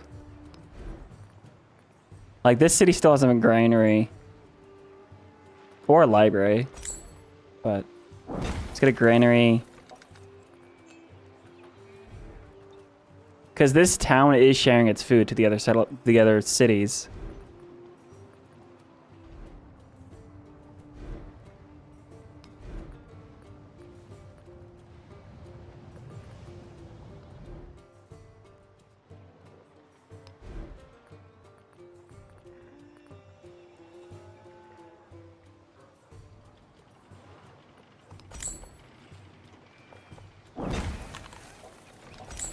We can get a fishing key here too. Nice. Look at that settlement, dude. Look at this cute settlement with the fishing docks over into the small part of the town and then up the hill to the larger part of the town with the city hall in. That's so cute. Dude, this game is so pretty. No matter what, the game is very pretty. Gordian is actually happy now, though. So that's funny. After the Happiness or... Okay, there's still this thing. I don't know... Okay, I to be fair, I don't know if it's part of the extended policy mod, but these policy cards just get bigger throughout the era. Oh, Cass! Wait, food in all settlements. Oh, that card just has moved somewhere else. Where is that at now? Oh, okay. So the card Cass, which was at the Mastery of Mysticism, which is 2 food in all settlements, that is no longer here at Mysticism, is now up in Citizenship. I think that's good because this is in the tall build, right? The tall part of the Civic tree. So if you go for it, you can actually get to that food, which will help your settlements, as opposed to going wide for the settlement capacity. I actually do like that. It was a very strong card for how early it was.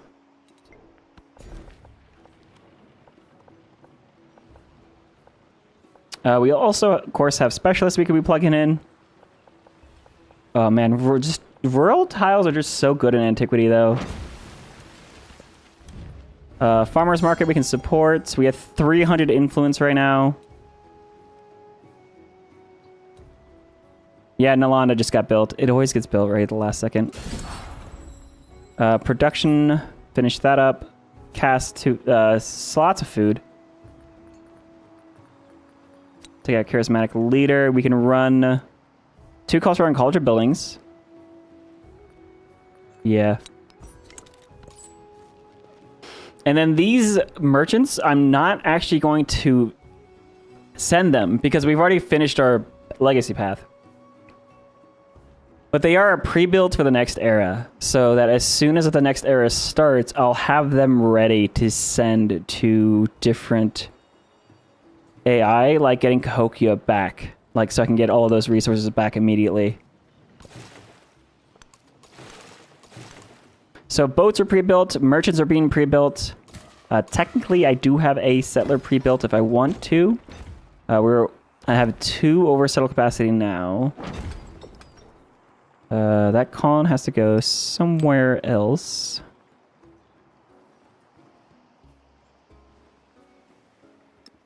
Put that fish in the town.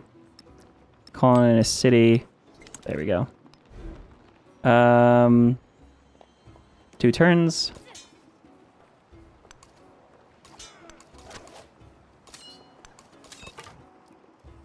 Get a goodie hat. Nice. Just a little bit of science is fine.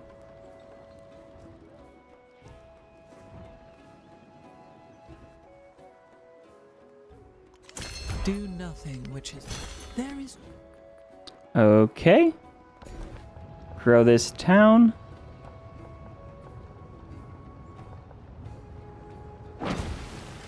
Grab another resource, because why not? And we were actually able to manage our happiness really well. This is the power of the Indian civilization. You get so many happiness bonuses. Even though we're over 2 over settlement capacity and in the revolt crisis, I only have 2 settlements that have -2 happiness. And I could actually probably fix that by utilizing our dies here. And these dies here. Yeah, everyone's happy. No one's unhappy. That's crazy. I could actually make this last settlement.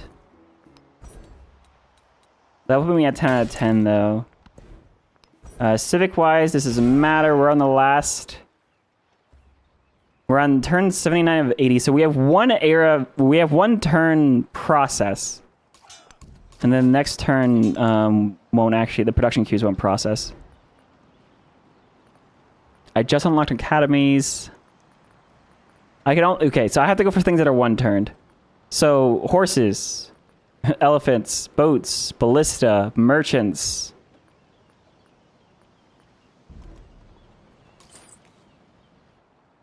So I'll be able to trade with the Cree. I'll be able to trade with Genghis.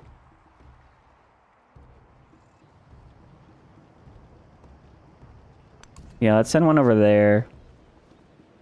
And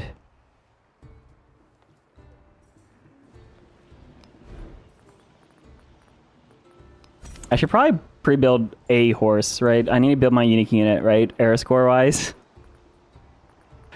Man. And I guess I could build one boat over here.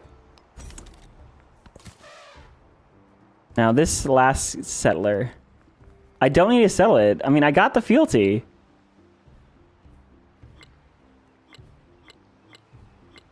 That's so funny. Can I fix this library? Repair all. There we go. Oh, I don't get his codices though. That would have been too funny.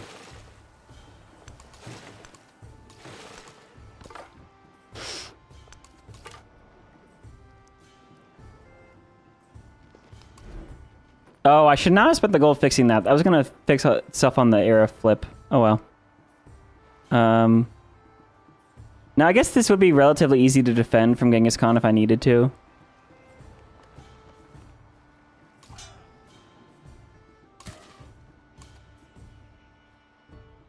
Ah, is rice in the next era?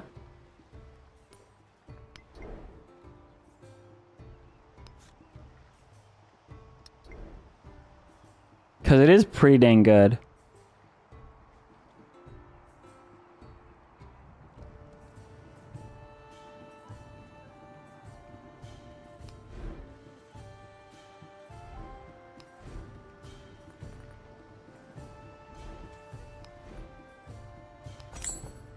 Why is that quarry broke? Oh, they were unhappy. Whoops. Oh, I should probably buy a fishing key here.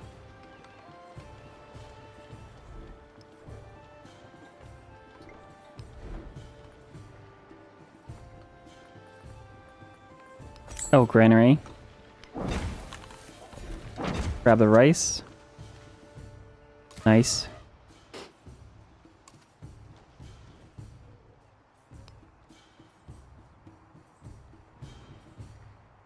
I think I would rather settle here.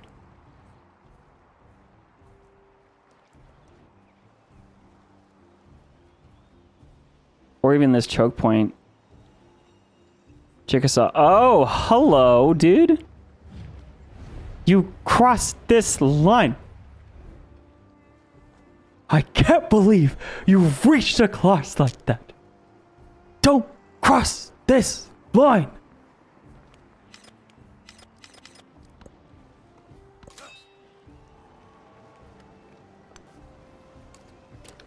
Let's see. Honestly, this settler could just be a pre-build. Send him out this way. It's gonna be a while. He can't cross open tile or ocean tiles, but he'll just come out this way. And then this merchant's gonna hang tight. Why can't they go through here? Do I need open borders for merchants? Yes. All right. Put the settler in a commander.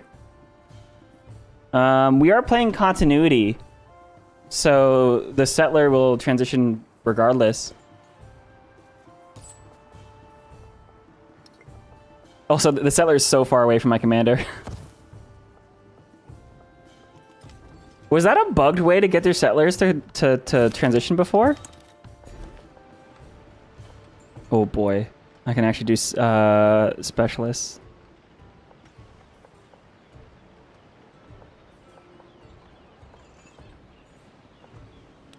There we go. 10% happiness. It's so good, dude. Oh, let's go for that silver mine, man. Open borders. Sure. All right, there's my... So this production queue does not actually finish. So, like, I could even try to build these walls. They won't build in time. So, I mean, I don't know. It doesn't really matter what you set these to, which is kind of annoying that you have to set them. But you could set them to whatever, whether it's just like science or anything. But the one-turn walls will not... Those will not be built. As far as I'm aware, unless that's changed. Like, having walls would actually be kind of nice. But we have 3 boats ready to transition. We have 1 merchant, 2 merchant. We have our scouts. Maybe I should just buy another merchant if I can. No, I cannot. Some of your money does move across. I actually don't know what the thresholds are on the continuity game mode. I actually memorized all of the thresholds when it came to the original game, the original regroup function, and I don't know what it is now.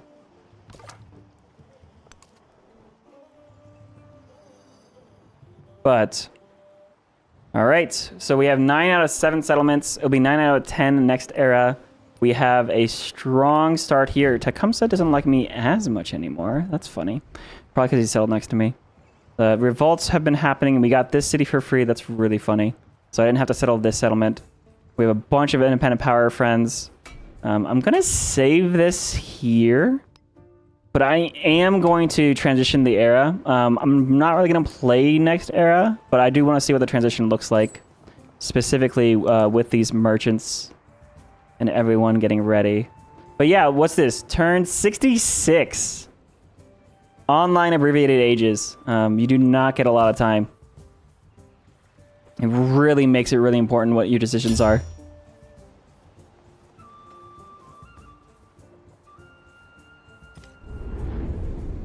Antiquity comes to a close. Yeah, those walls are not getting built. Or that scout. Merchants laden with goods and riches braved mountain passes and crossed raging rivers, all to pay tribute to Maria. Alrighty. Fantastic. Age rankings looks like Wonders of the Ancient World. Wait, Egypt only built 3 wonders? No shot. Really? That's so funny. Highest and everything else. 8 legacy. Dude. Alrighty. Oh, can I change my... When do you change your mementos between ages? Or can you not do that in single player? You do not know the added continuity mode. Oh, Ben, you've been out. Okay. Okay. So Ben, so yeah, they added a continuity mode. Obviously there's a lot of people that were complaining that they didn't like their units being shifted around, that they lost so many things, settlers, scouts, everything, right? You know, all your trade routes, all your codices. The continuity mode brings back quite a lot. What it does is that your civilian units now transition. So that means your scouts, that means your settlers, that means your merchants. It means your boats now transition, so you can actually pre-build galleys for exploration. Your trade routes do reset, but your merchants transition, so you can pre-build merchants to automatically set your trade routes back up.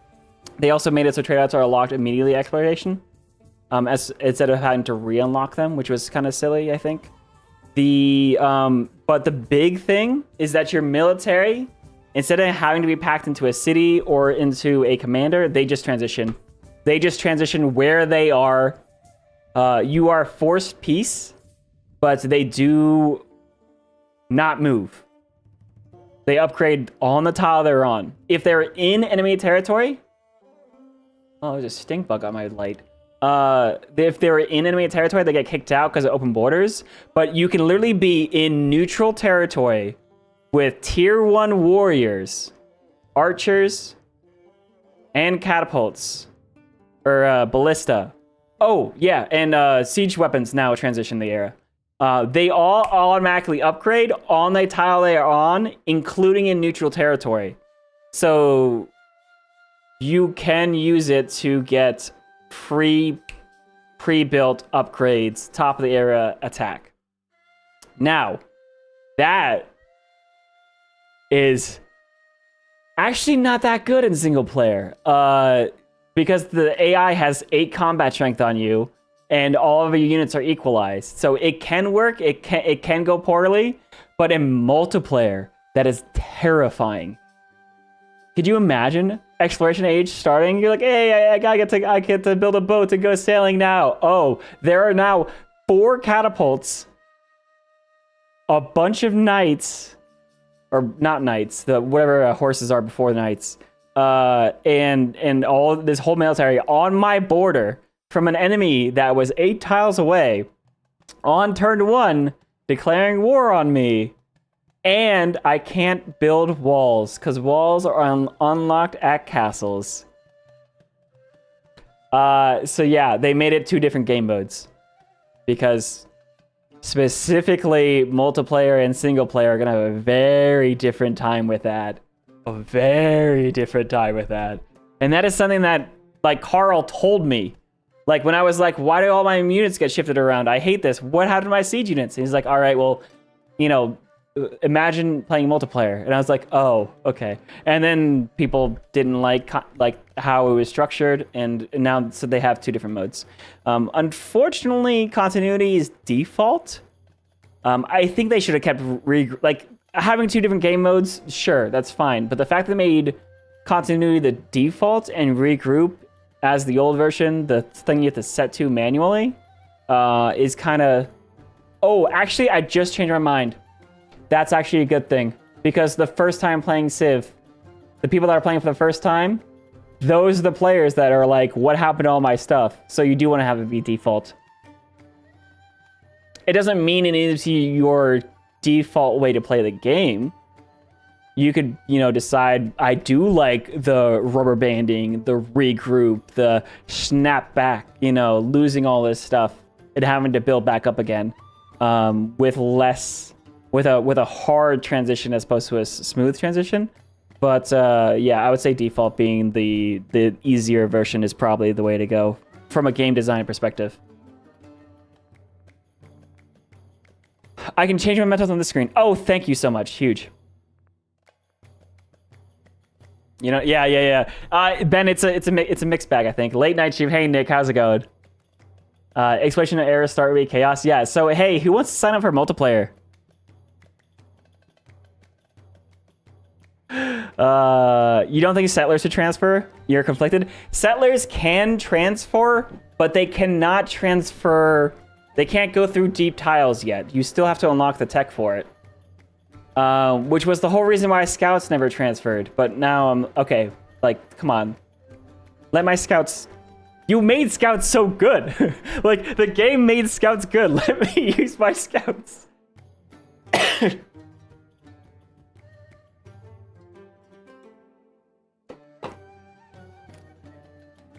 That's how you know it's an honest review. Not a lot of people that can change their perspective on the point on the spot. I have a lot of conflicted feelings about Civ. I think in general, mostly positive. Has how I felt this, like, ever since the game released. Ever since the game released, I might have like been a little bit unsure at different times, but I've been very consistent. Like I'm very like Civ. The game has always been fun. The game has always been a ton of fun for me. I think the reception has been obviously very mixed because the game was not done. I have some game design like education. I can look through a game and see like where something is going sometimes. I often find myself like finding a reason to defend the decisions of the game developers because I can kind of see why, even if I don't like it immediately, I can figure out why something is the way it is. But yeah, it's been really interesting. I think Civ 7 right now is in a pretty good place compared to where it launched. Absolutely. Oh, Nick, you're one of the players, specifically, when we played multiplayer and the era transition and you lost everything, like all of your cities. Yeah, so you do still lose your cities on era transition, even through continuity, but you do need Silk Roads, the Golden Age legacy path for the economic victory, to keep your cities, which is one that we did in this game. We're going to transition to the Chola. I'm just doing the historical path. India,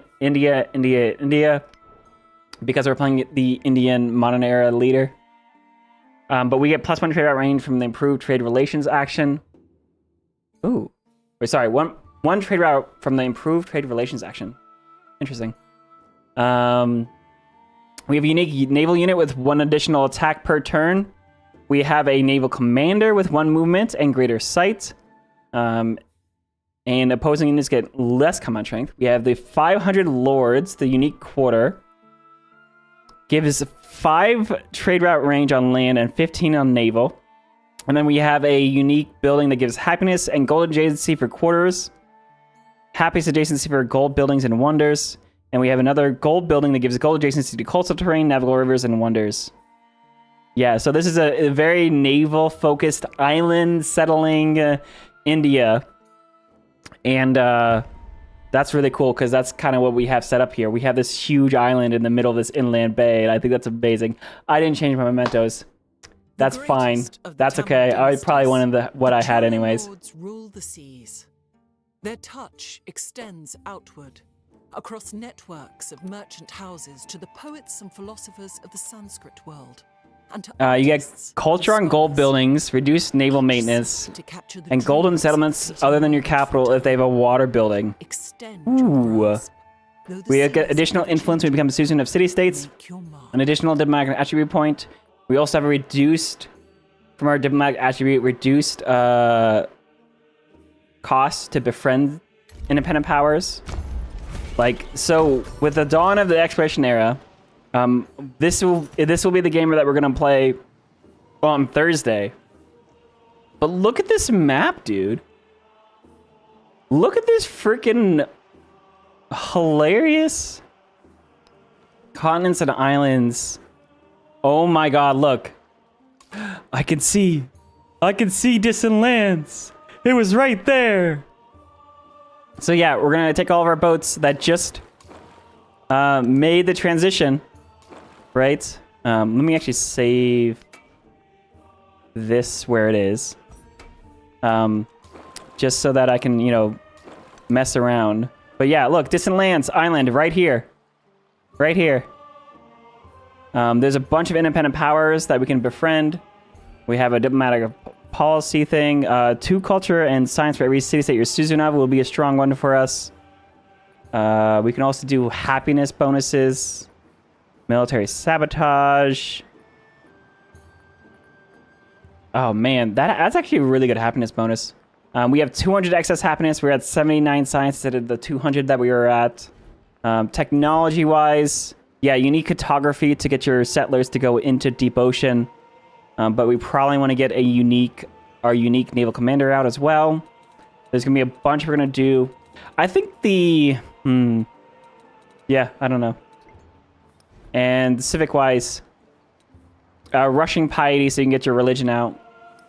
But yeah, now you have to decide, do you focus on your immediate cities, which means getting the Enlightenment, getting 5 districts that are not your city center that have 40 yield, and you know, focusing on your religion and spreading your religion and getting 12 relics. You do not need distant lands for those things. This is why abbreviated 8 just makes it like really, really fun, where you can ignore distant lands if you need to.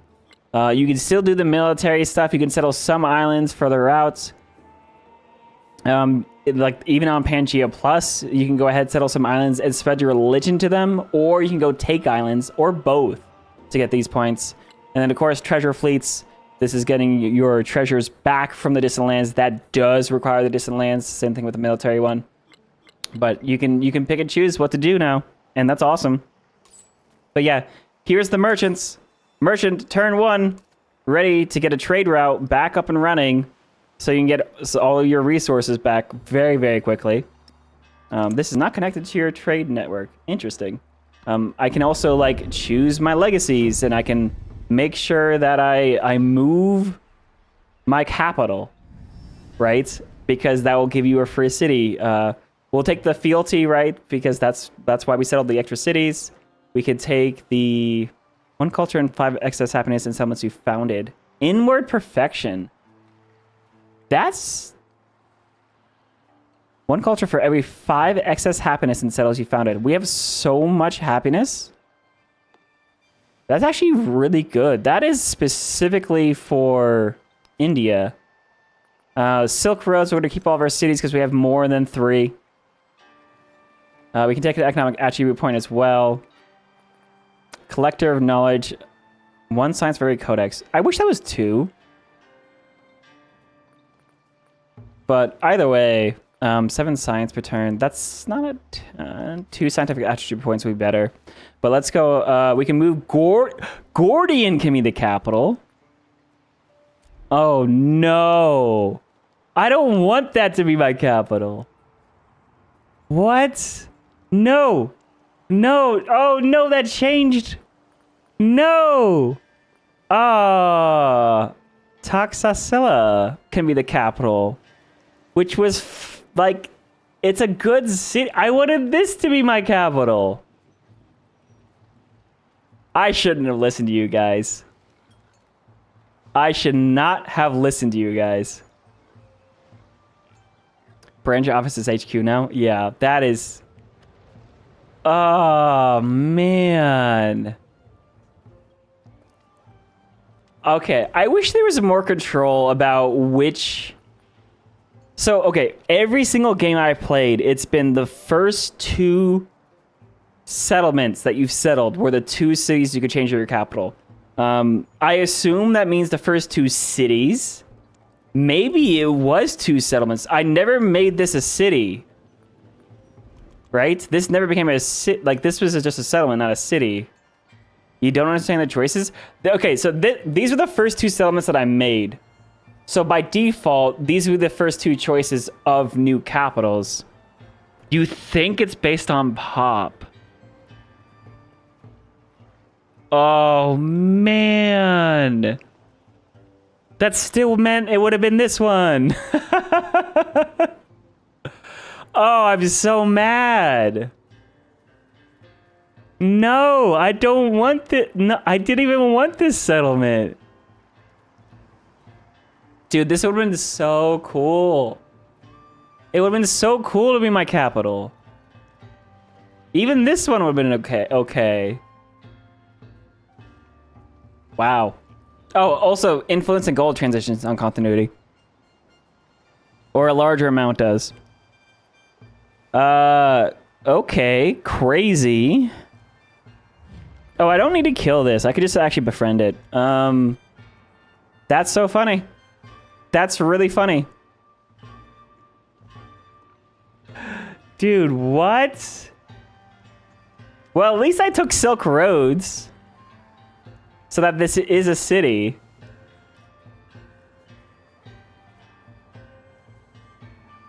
Is it even worth making this as my capital? 10 production? I don't know. This capital still has so much going on for it, and it can still build boats and stuff. So I think this is one of those games you don't move the capital. That's so funny, dude. Oh. Oh. But then you rush piety here, and you go for astronomy to get your unique commander. Take the culture to rush piety. Wow, dude, I'm livid. That's crazy. Oh, stonecutter, 87 production. How much is a stonecutter base? 175, which is, wait, 87, right? 87 and a half. Yeah, okay. I guess your production scaling resets on the era. It's Tallahassee can be a capital, so Concordia. Yeah, true. Okay, crazy. But yeah, I don't know. And then you pick all these. Wow! Gosh, I'm mad. Dude, I'm so mad. I'm so mad about that. Oh, there's chocolate and flax over here. Oh, rice does disappear. How does rice disappear? Everyone loves rice. Is it just based on how many of that one building that you've made? I think it's all buildings. My light is getting dark, yeah.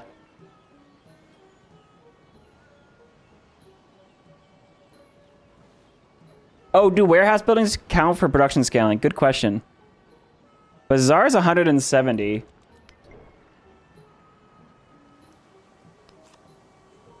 $200. Oh, yeah. Okay. Warehouse buildings, their production do not scale. It's this. It's your adjacency buildings. It is 70% more expensive right now because I have 9 settlements. Interesting. That is so interesting. Okay. Dude. I like it. I do like it. I think that's neat. Oh god, how do you get economic on this map? Actually, maybe it's okay. So we have this settlement out here, which means treasure fleets don't have to go far. Maybe you can do economic golden age on this.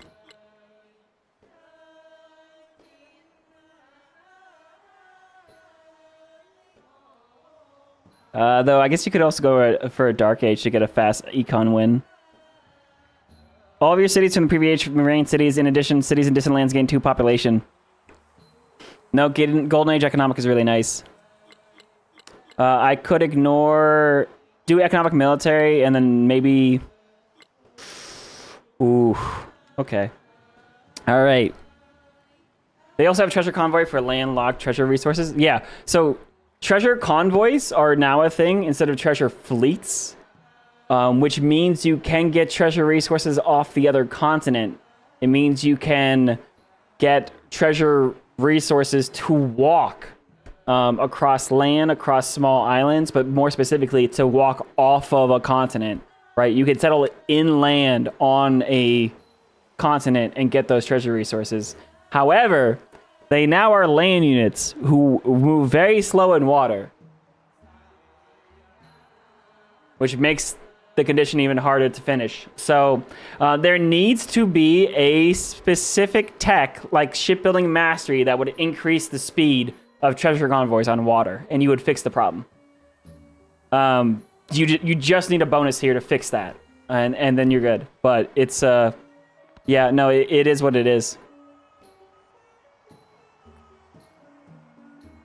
Naval and cavalry units or plutocracy for monarchy.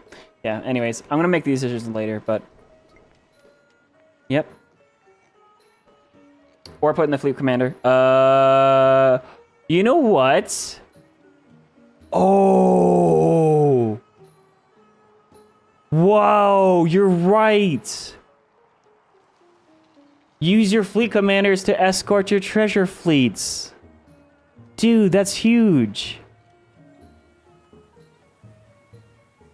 Yeah, okay. And that would actually mean you want to make a lot of naval commanders. And that would give you a reason to have a bunch of them. And have a very unique exploration or a naval econ game. I like it. Condor, I'm absolutely doing that next Thursday. Absolutely doing that next Thursday. That is amazing. I love it. So cool. Anyways, guys, I'm gonna end off here. If you guys are on the YouTube channel, make sure you guys subscribe if you've been enjoying this stream. Also, come over to the Twitch channel, where we have some late night streams, as well as multiplayer games organized. We organize those in the Discord. I will be organizing more multiplayer games here soon, preferably on Friday and or Saturday nights. Saturday nights are kind of tough for me with my weekends and bartending usually. So Fridays tend to be better for me, but that also depends on my other work schedules. So keep an eye on those. And yeah, we'll be continuing this game here. I'm trying to do like one era per evening.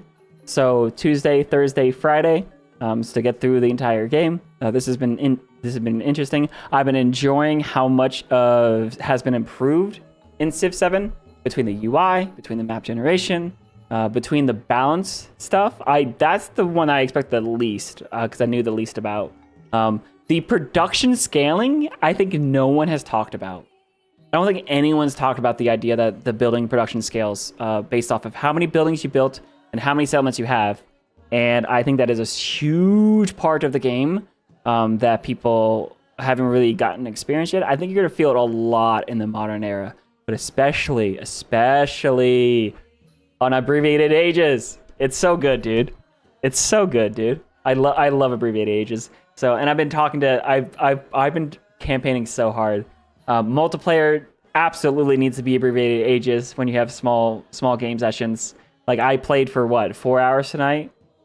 Still, and that was only 66 turns. So, anyways, I'll be exiting here. Let's see. I'm gonna go see. We did get a raid from someone on Twitch. I'm gonna go ahead and look quickly to see if anyone's there. Yes, our friend Paisley. If you guys are on Twitch, she'll be on Twitch. If you guys are on YouTube, she is also on YouTube. So Paisley Trees, of course, fantastic Civ creator, and she's also playing out the Civ patch. So let's go ahead and raid over to her. Hey, Big Fluffy. We're wrapping up just now. But I'm going to go ahead. I'm going to send the Twitch people out, and then I'm going to send the YouTube people out. So, Paisley.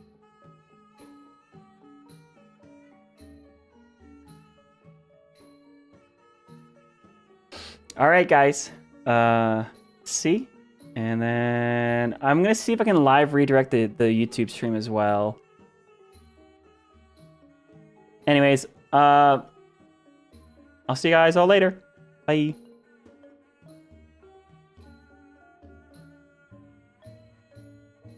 I should have thought of that a little bit earlier. Just horses. Hides. Camp. Cows. No, there's no cows, guys. Oh my gosh, and White and Nerdy, welcome in. Thank you so much for the raid. Oh my gosh, thank you. Welcome in, everyone. How's it going, White and Nerdy? Hopefully you had a fun stream. What were you playing? What was your combination tonight? Because I don't think Lakshmibai and Sheila go well together, so we're just doing Sheila tonight. Yeah, yay raid. Another awesome Civ streamer, White and Nerdy. And also just a very kind, generous person. When I was moving to Philly, White or Nerdy was so generous with his time, connected me with friends in Philly. Yeah, raid alert. And also if you need to raid and run, that's totally fine. Appreciate it. I am, yes, playing a Sheila game. It is really interesting because you get these traders early. Oh, it's like sun? So it's not, what was the word I mispronounced? The EO. Is this EO? No, this is EU. What word are you thinking?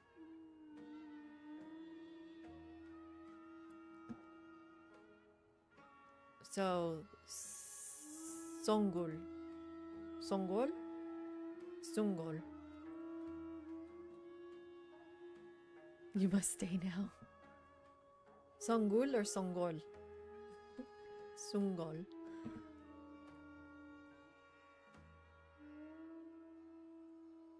Welcome back, Wilmerburn.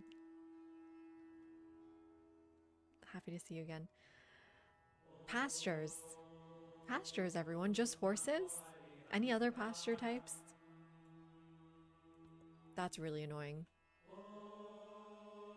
You is playing Lakshmibai. Maria, interesting. Oh, interesting. I really struggle with Maria. And thank you, Ben. Appreciate it. Thank you for the follow, Truckhaver. Welcome in. Patch is feeling great. Oh my god, I really love Civ 7. What a great game. Here is my unique order. It's just so fun. The community is a little bit mean, but the game is so much fun. I want more clay. I want more clay. I don't want to take tiles from my cap, but that's fine if I go this way. Although, With Hatshepsut, I want more unique resources, so maybe I want incense.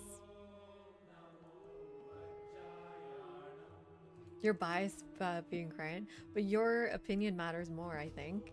Also, you know a lot about history. They hit it out of the park here. I'm really happy to hear that. I'm really enjoying their kit. I love getting Amila Bell early. I'm really enjoying Songol getting the merchants early. I'm enjoying getting this unique improvement, or sorry, not unique improvement, this unique quarter in just with one mastery. I'm really interested to see how this alliance and free trade route works. I'm trying to build an alliance here with Ada. It's really